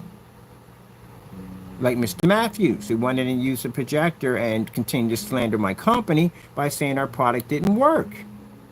You got yourself in a lot of trouble, didn't you? Yes, you did. Because fraud charges have a much longer statute of limitations, and fraud charges carry jail time, which you did. Now, just right here, it's called the bow maker. You ever heard of that projector before? This is a customer ordered the bow maker, used it on our screen, didn't come up correctly. How dark it comes up. They don't register, they don't work.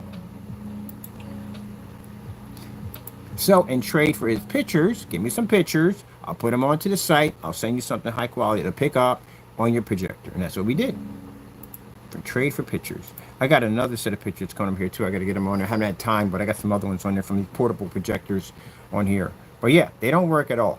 That's why we advise you, if you think your projector, because it has high specifications like the 8-man incident and the fabrics on screens. Remember that ordeal that went through? I literally had to go and buy this guy's projector because he was bent on thinking that the screen was doing it. No, his projector was doing it. 8-man is crap. Oh man, that's a not because the customer. That was a one trashy projector. I literally had a projector, and I had a knockoff projector that was better than the 8-man. It was still trash, but it was better than the 8-man. It was a garbage. Oh, it's a garbage projector. And again, these are the schemes. The projector mixed schemes. Now you're going to tell me that any one of these is a lie and not real? We did the test long before you did it, and then you turned around and you matched in your own test, and then deleted videos off your account. Whew, post office mail fraud charge, all kinds of stuff. It's just crazy. Matching house paint, matching a gray screen, matching a white screen, some other nonsense he did over here. He pulled the video on that one. This guy right here, McAfee, got caught with committing perjury against our company. Not perjury, identity theft. They're getting it for identity theft, fraud. There's a whole bunch of stuff he's being charged with because of this nonsense he did at the end of the day. And took his face next to the picture of the receipts. Made fake receipts on my company to make it look like he bought it from us. Yeah, he's going to get some jail time for that one. Dumb stuff. Look at this. Frankenstein. We actually sent this to the company. We found out who the company basically that now basically has ownership of Frankenstein. I think it's Universal Studios, one of them. But anyway, yeah, guy was making money off their name and not even paying them any royalties. Right there, showing them package. Look, we got it right there. Unpacking this right there. Frankenstein verification shopping cart record. We basically recorded the shopping cart before the item got here, and the item came here a different color. 2 different colors came here. As you can see, he changed it at the last minute, and then had a nerve to lie on the transcript of PayPal and say it was an update. Buddy, that's not an update that happens that fast. Updates take a lot of time. Like I'm going through right now, I'm doing updates. Case was won in our favor. He never won a PayPal claim against us. More scams. The Frankenstein, bigger scam. Frankenstein found it matches the UV mix. Yeah. Matching house paint, deleted videos, matching house paint, matching house paint, matching house paint. Did a false demonstration of their product. In court, they're requesting receipts, documents, anything showing that he bought this product, where did he get it from. Oh, that's only going to come up. That's another nightmare for him. Canceled receipts, all kinds of stuff. Making fake Instagram accounts of a company. That's identity theft right there. Oh, my goodness. These are more videos that were deleted off the account that you can't find. Trying to hide evidence. These are the products he was selling. This is the worst of the worst. I think I have all of them. This is a product he was selling for $95. Not only did it match the Network Grade 773, but it's actually part of the black and white free paint that he was giving away for free. So he took something he was selling for giving away for free and tried to charge his customers for it. That's what happened on eBay. He got busted on that. That's why his eBay account's not there anymore, because it was removed, because that's what he got caught doing. We were just sending the video showing that that product was made for free, and he tried to charge his customers. This is the worst one. Miami worst of all the rest of them. This is the Cinemax. This is the Cinemax, him right here in the video, showing the Network Grade 773.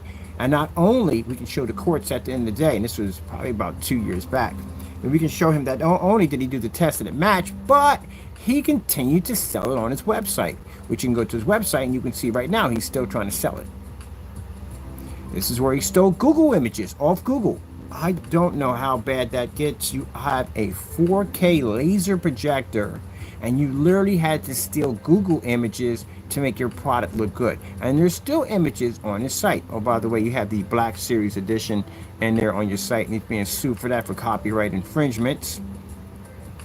And right here, it's going to be set up for Mr. Daniel and his range gain nonsense and all the other stuff fraud he committed on his website, which we cannot find range gain for Jack. Can't say I made it up because we can't find it. I literally can't find this stuff anywhere. Rear projection capabilities, you don't have that on there, and that's a very dangerous screen. You could wreck a rear projection screen. This is going to cost you some money because they can't reverse the damage on the screen. So if you got front projection, that's something that can be fixed. But rear, on the other hand, no, you can't reverse that down. You have to rebuy the entire screen.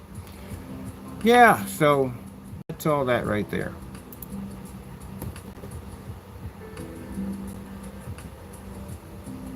Oh, see? And now other people are copying us. I'm glad. Thank you. Thank you. Thank you. How to avoid buying fake projectors online.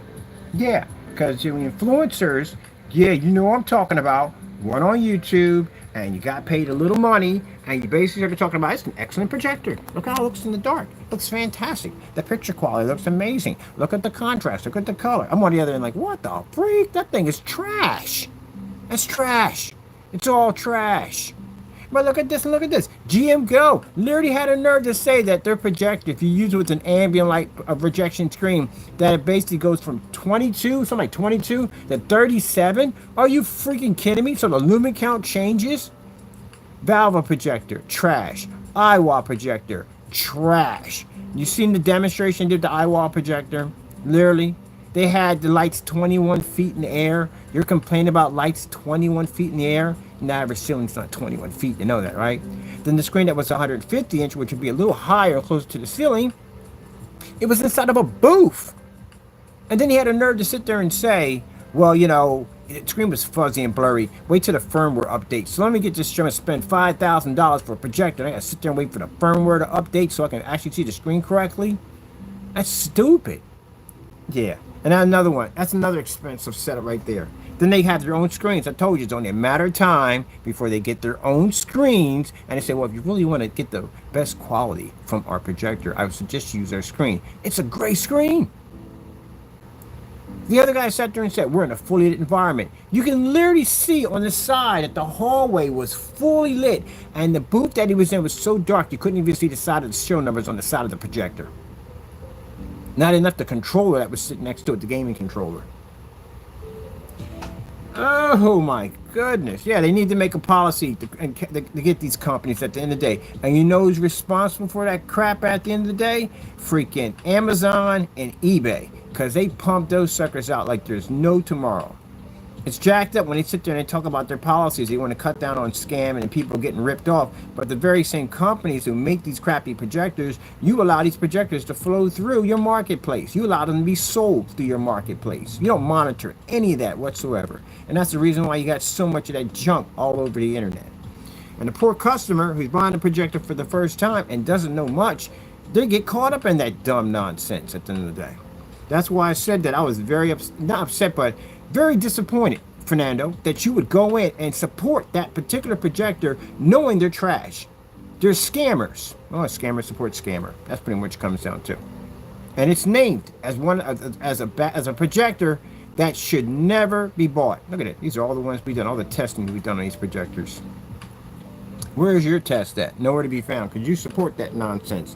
That machine right there, trash.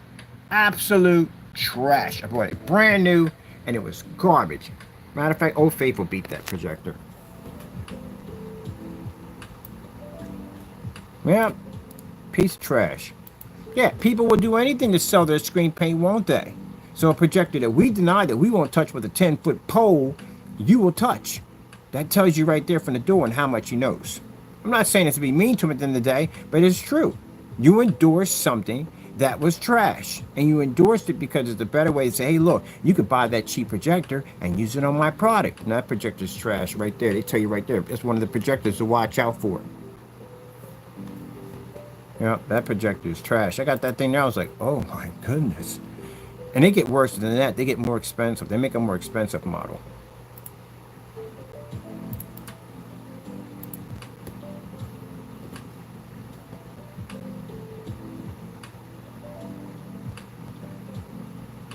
See? And this is you're talking about, oh, projector performance. 1080p. No, it ain't. It ain't a full 1080p. That thing was way below that thing at the end of the day. It was actually under the 720p mark. Under the 600 by 800 res. It was way under the 600 by 800. Way under it.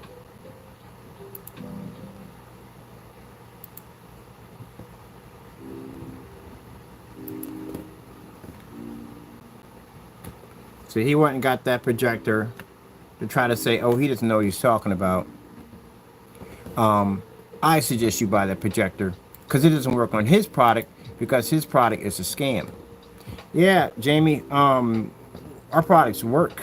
We have more demonstrations on knockoff projectors than you do, number one. And number two, Google even tells you that projector is trash at the end of the day. It's one of the examples that they use as a projector that we tell you to watch out for. And we know that because we know what a high performance screen is because we have a high performance screen. Those projectors don't work on high performance screens. So if it runs perfectly on your screen paint, then guess what that means at the end of the day? That means that basically you have a low budget product because that's what they work on. And with his products, the other one, Danny, his products being darker, he has some darker products. Did you do any testing with those projectors at all? Because you know they don't read properly on darker screens. And because you don't have that policy on your website and you haven't done the test on those particular projectors, if someone were to buy that projector and use it on your product and have some problems, it doesn't be the high-end ultra short throws, it could be any of the long throws, and you're going to have to give them some money back. Or they're going to have problems anyway with that product, so forget it. That's what's going to happen either way. The range gain, they're going to be questioning that, the range gain and all that stuff. It's just going to be some problems. There you go. We tested the machine. right there. It's on my page. See, got it brand new in the box. There you go, right there. Yep. Yep. Yes, sirree. Yes, sirree. Yes, sirree. We don't play around at the end of the day. We get it done. We get it done. So he saw this demonstration, me showing the projector, and says, hey, you don't have to worry about that. It'll work on our screen paint. Deal. And now you look at it, when you type in knock off projectors, we come up. He doesn't even come up at all, period. On top of that, it's got a plastic lens. We got freaking put a plastic lens on it. They do that with toy projectors. That projector, that lens is not even glass.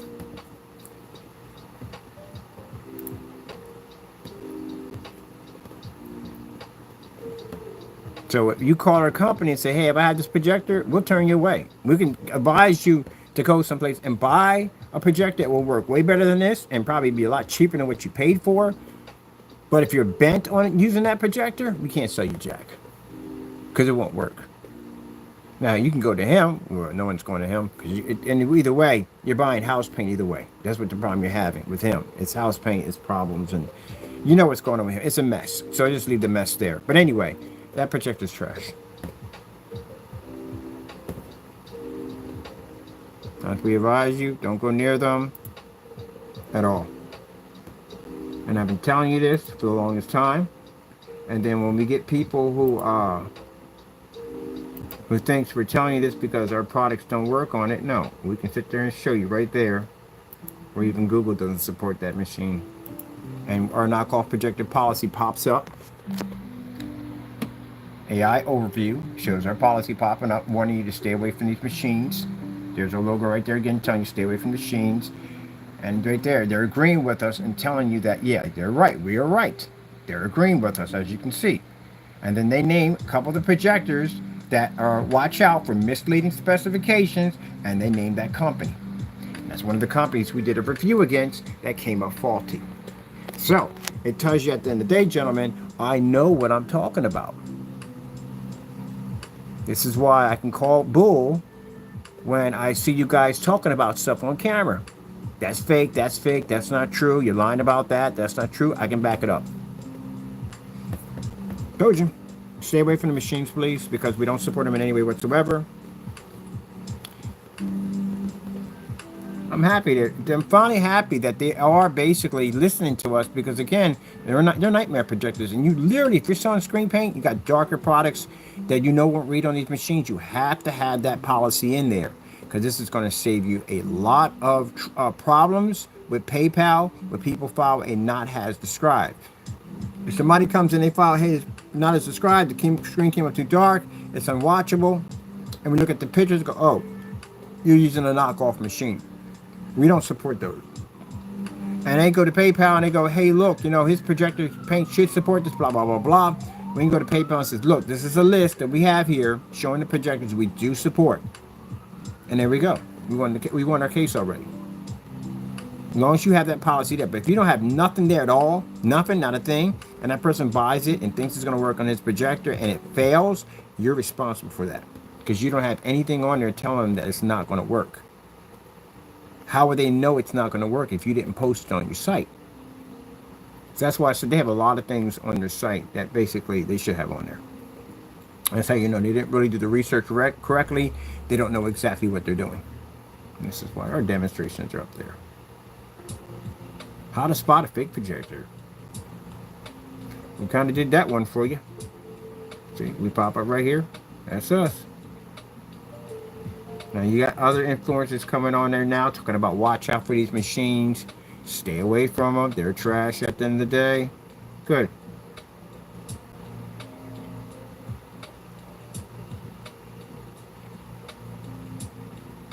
Yep, this is the projector we did, the YG300. This is another popular projector that was on YouTube for a while. And a lot of people were buying this and they were getting ripped off on it. We went and did a review on it. That thing was fake. And everybody started following behind like, oh yeah, the projector is fake. You know, it's not real, so and so and so, this, that, and the other. That's why these companies at the end of the day, they can't buy Mr. Bird. Can't put money in Mr. Bird's pocket and go, hey, look, we need you to go on camera and just say, hey, the projector works so and so and so. We're not sellouts at the end of the day. I speak my mind. That's what I do. Not gonna be real, not gonna be fake at the end of the day, and get my pocket lined with some money So I can go there and lie about a machine that I know darn well it's not going to work on our technology.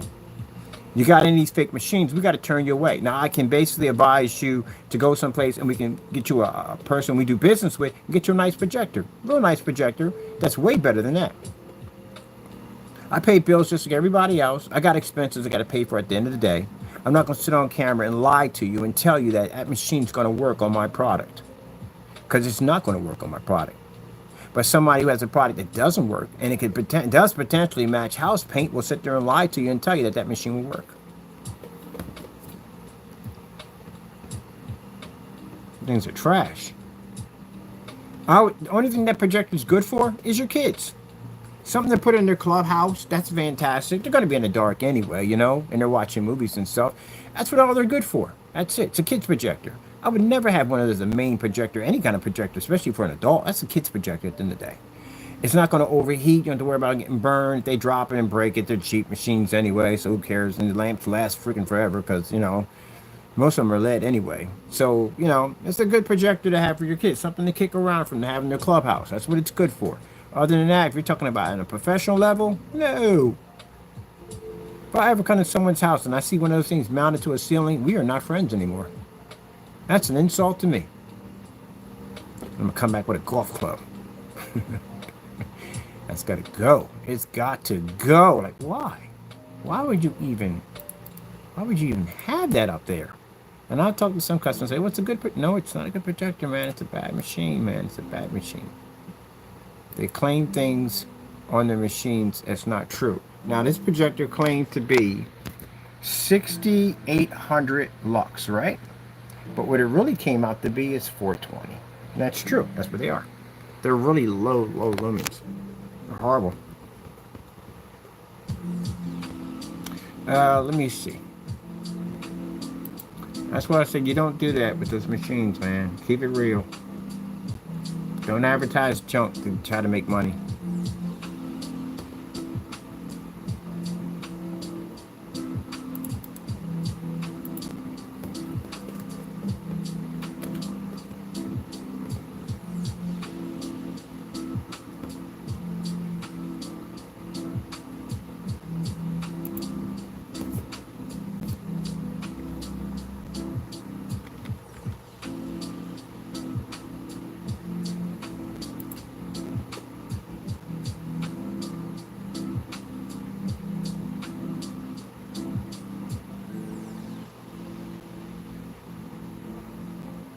Trash. Trash. Trash. They're all trash. Your products are horrible.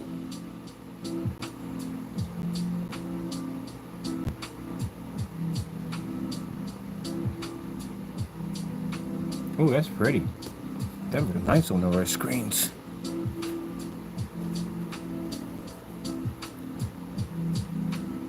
Right there. That's us right there. Even the specifications didn't even match the what they were selling to on the site on Amazon. The specifications on Amazon and eBay didn't match. And look at this right here. And the image is absolutely horrible. I mean, it's so bad. So look at the image. Look how washed. Look how dark the environment is. I love it when they open up the windows. The windows are actually shut, as you can see. The windows are not open. I don't even know why we have this open to begin with. I don't know what this is for. To give off the illusion it's well lit environment. We got lights over here in the corner right here. This area is dark, as you can see. And this is supposed to be black right there. That's not even black. That is washed out. That's completely washed out. That's faded out. That's horrible. Can we put that? Can we stick that thing in a fully lit environment, like in a really high lit environment?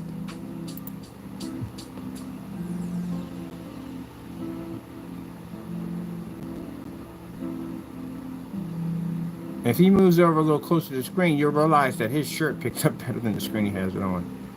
So white screen, let me see. Look how dark the image looks. That's horrible. That's all this right here. See these gray shadows we have in here? This is not good. This is an indication that the screen's having a rough time picking up and the projector's not producing. This is awful. And gray shadows are bad. Look at that. This is not black. And then again, look at these gray shadows. Look how basic the background. Look at the dark areas right you have up in here. And look at the details not even there. That is actually poor. The sad thing about it is people look at this and they say because you can see the image, it's considered to be acceptable. But this is a poor image. Look how faded the blues are.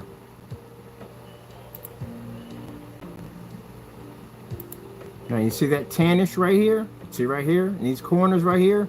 That's the first indication that pops up that the color is not producing correctly. So when we're looking at your screen, we're looking at your corners to make sure it's sharp from edge to edge, just like your cell phone. And then we get that tannish kind of ashy look to the screen, that automatically tells us on the door projectors have an issue, screens have an issue. See it right up in here. And then look how dark the environment is. You got some lights over in here to go. This is an illusion right here that the area is well lit. And if you look at here, the blinds are shut. Blinds are shut, as you can see, to make it look like there's light pushing through. And the screen, you see that kind of ashen. You see how the light hit the screen just a little bit here? See how it washed out right over in here? From that little bit of light in that corner causes tannish around the screen. That's awful. So imagine if you turn the lights on in here, that screen would completely disappear. Any demonstrations of the room fully lit?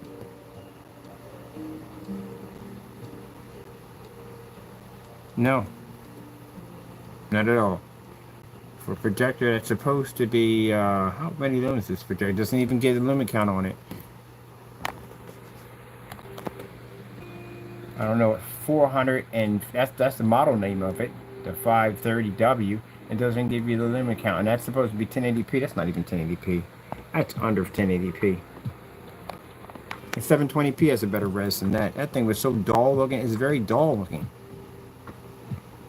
Then they show the HDMI ports don't mean jack. HDMI ports don't mean jack at all, period. None of that means nothing at all, period.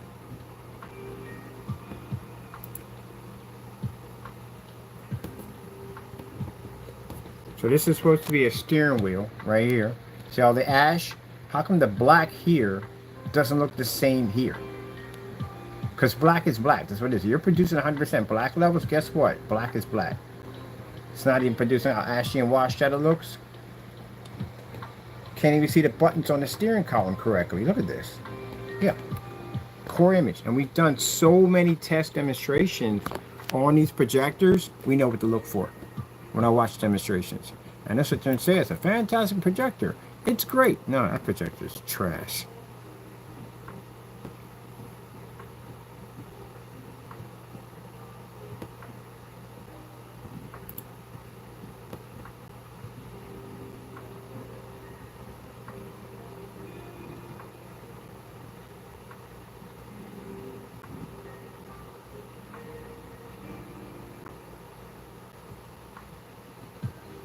Now you notice a change? We went from walking through a place that had all these lights on, fully lit environment, and now while he's watching the demonstration in the dark. See that? Look, all the lights are on. See? Now you think you're going to see that projector. I wish I would see that projector, that environment. That'd be interesting. No, because it won't fire off. You got to be in a complete dark to actually use one of those projectors. See, the blinds are shut now.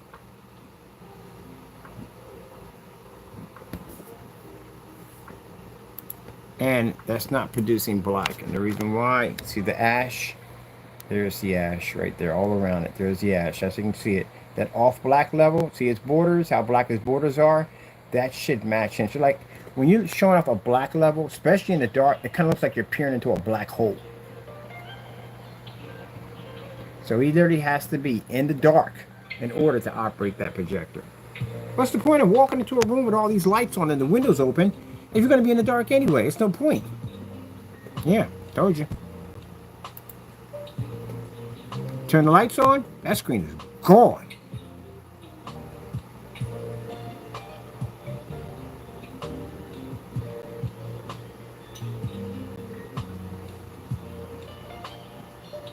Yeah, that's a waste of money.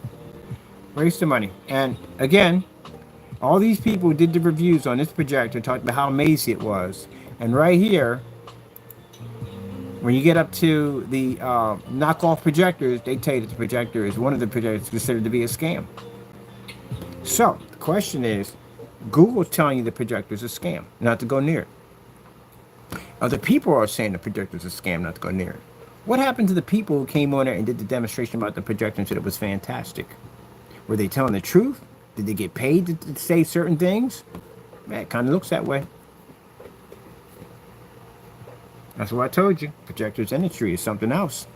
Like right now, a lot of these big companies now are using AI generated videos to make it look like you're actually going to watch your projector in a fully lit environment and it's going to work on probably whatever screen you choose, because the projector is going to do all the work.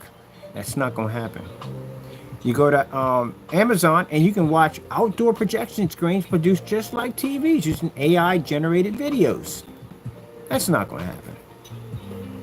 Yeah, I say AI is in some ways where you're pulling up information. If it's information you're pulling up and it's, you're reading something, I can understand that. But on video contents, pictures and all that stuff, I don't trust it, because all that stuff can be actually altered and changed.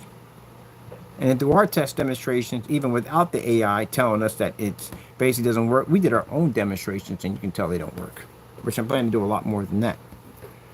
Now, let me see what else I got to do here, because I went off topic. I'm supposed to be getting something for, what is this for? This is going to be for knockoff video. That's literally how I got in that section right there. That's what I told you, my mind basically wanders. I'm always researching something. That's how my brain functions. Fake projectors.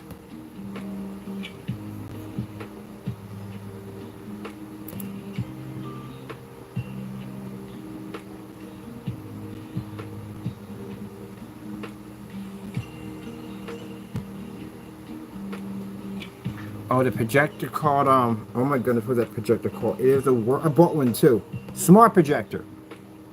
Absolutely horrible projector. I bought one of those. It's an ultra short though, called a smart projector. This looks like it right here.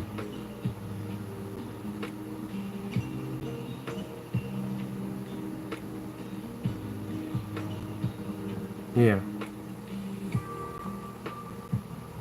Fake windows. Ultra short though for fake windows mapping. That ain't gonna happen. That's not gonna happen. I mean, we got mapping software over here. That's not gonna happen at the end of the day. The smart projector is garbage. Smart projectors are designed that they have no buttons anywhere. There's no manual controls or overrides, nothing on them. It's all done through the remote control. But you have to have the official remote control to operate the projector.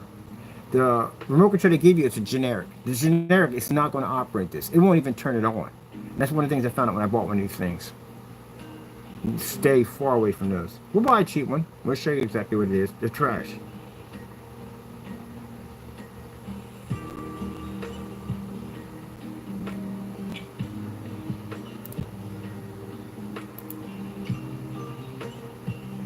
I'll put it here for the time being. I need to place something here. Oh man, come. My time is doing, I'm talking too much. Gotta get this done. I got one more thing to do on the search engine. I'm finished. I gotta go change it. They're gonna allow me to change it, because sometimes I'll be like, you can't change it because, the picture won't fit because it doesn't have enough pixels, or it doesn't have the pixels for this, not the pixels for that. Let's see what we do. If it doesn't work, then I don't have time. I'll figure it out later on. We'll change it to something else. Let me see. Pictures. 115 physical screen. Let's have it there. Hopefully it fits. If it doesn't, then hey, I'll just come back and do it later on. Everything else is updated on it. We'll give a date when we'll basically make the other screens available, when the physicals will be available. Hopefully this works. Oh yes, it does work. Yay! Perfect. So anytime we pop up that link, you will see that projector pop up. It's an unnamed brand, beyond the unnamed brand. And it'll talk about what we're going to be doing reviews on those projectors.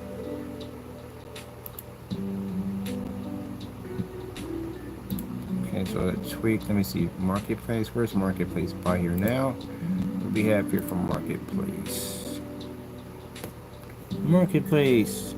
Why don't we have a cap in the middle of that sentence? There's a cap. There's no cap here. Gee whiz, what are we doing? We're writing this down. Seriously. Let's see, where to buy the best tested projection screens? No. Where to buy?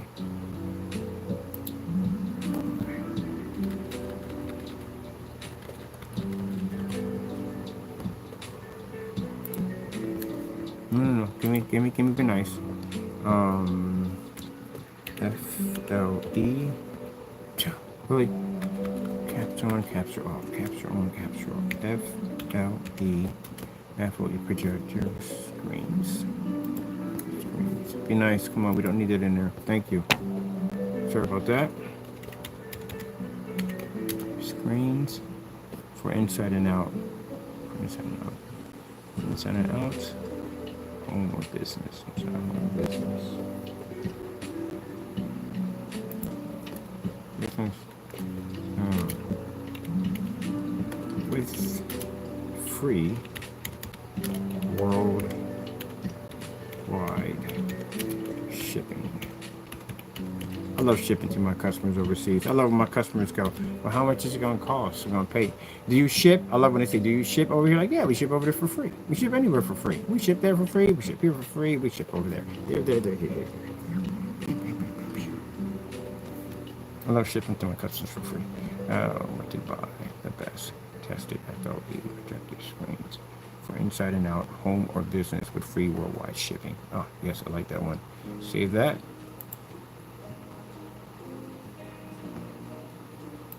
Done. And let me see. Turns by here. Oh, it's right there. All right. Yippee-ki-yay.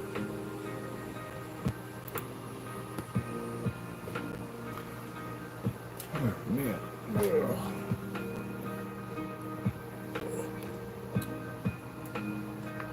Oh, where's the updating? Oh, man. Hit it one more time. Always want to make sure 100% we are saved. We're good. See how those letters pop off like that? There's a trick. You can actually do that. It's one of the options for text. Get your letters come up. I like how this one pops up. The headers, our headers do something different. So the headers on this one, they sit up. That's my original comment. There we go. They sit up. They go whoop.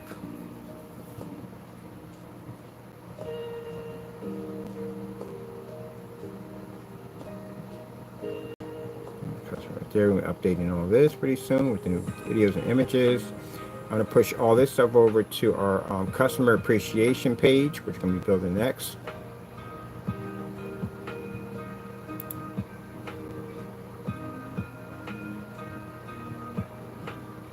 Ah, yeah. I forgot on that one. Let's go back and Jawa. Get out of here.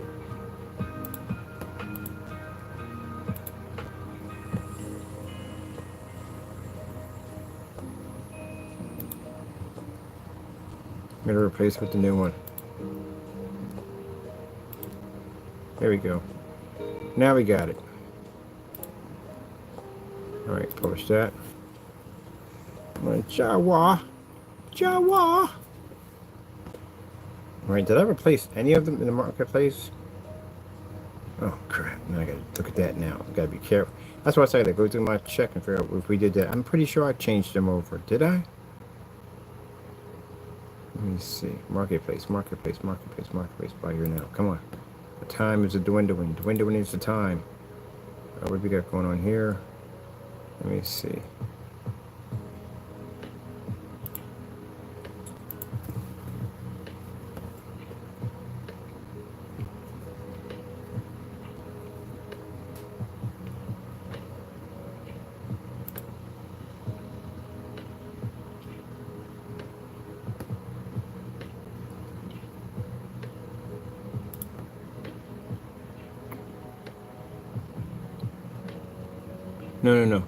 No. You're doing too much. I need you to transfer here. So let's see which one these are. Oh, these are the new ones. Okay. Those are the new ones. All right. Let's transfer these over. These are the new labels. For these are ones for the badges for our physical screens. To make sure they're the right ones. So we can put those back in play. And let me see. That's our last one right there. So please read through this because again, you know, we converted over to our screens because if you read through it, it says physical, and physical means it's an actual screen. Because we don't want the confusion of someone buying it and saying, hey, look, I thought it was screen paint. It literally says it. Read through the specifications. I've spent hours in here updating all this information in here. It literally says no paint needed. And these are physical screens we have here. Let me see. Save this in here.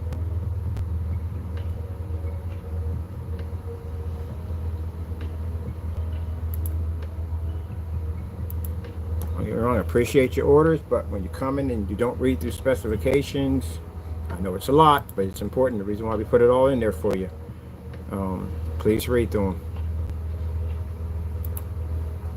All right, let's go get this up on the switch. And we should have the new label up there. There we go, that's the one.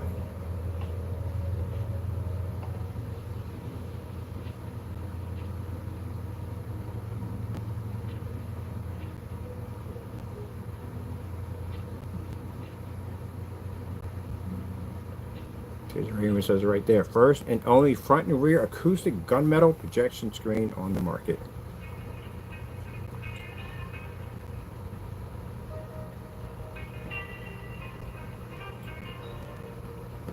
Okay.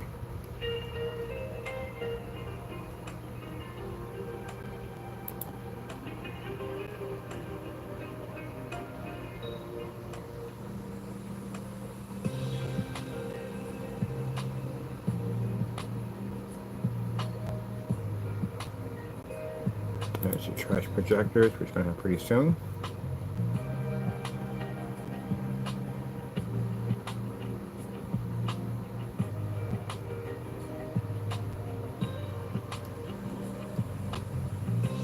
Shipping and return policy.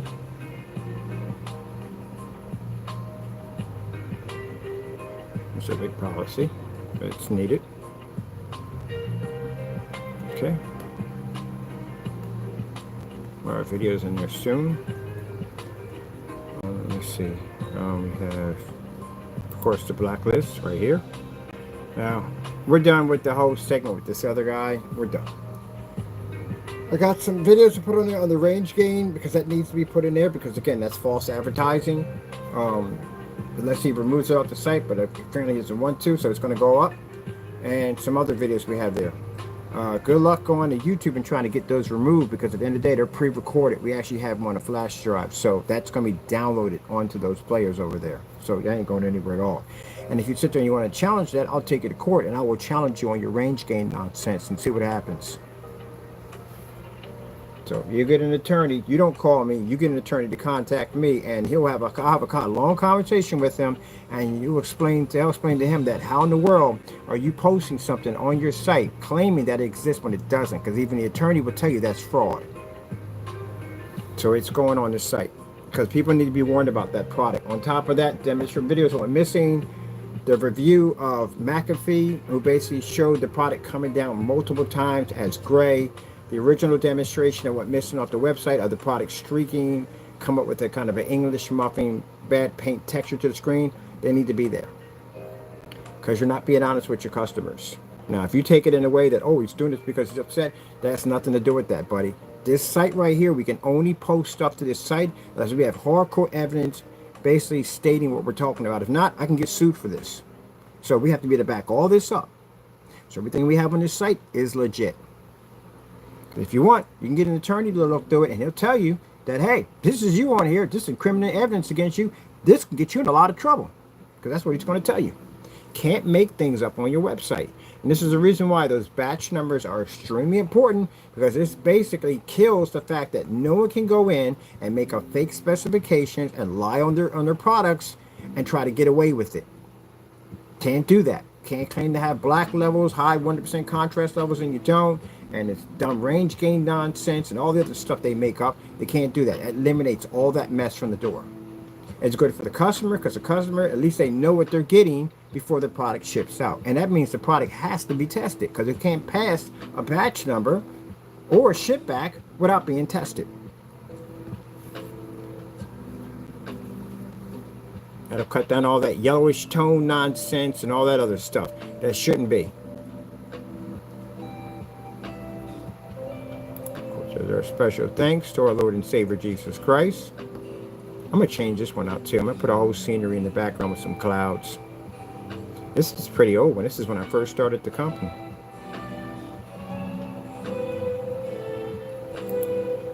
And then we're working on a second customer demo page, which I got to get to work on that one too. I haven't finished up neither. So we got a second page we're working on for our customer demonstrations. Okay. All right, people. I got some phone calls to make. And I should have had my phone on the charger the entire time when I was doing that. And I've got to get out the door. Sorry about that, I'm way over here.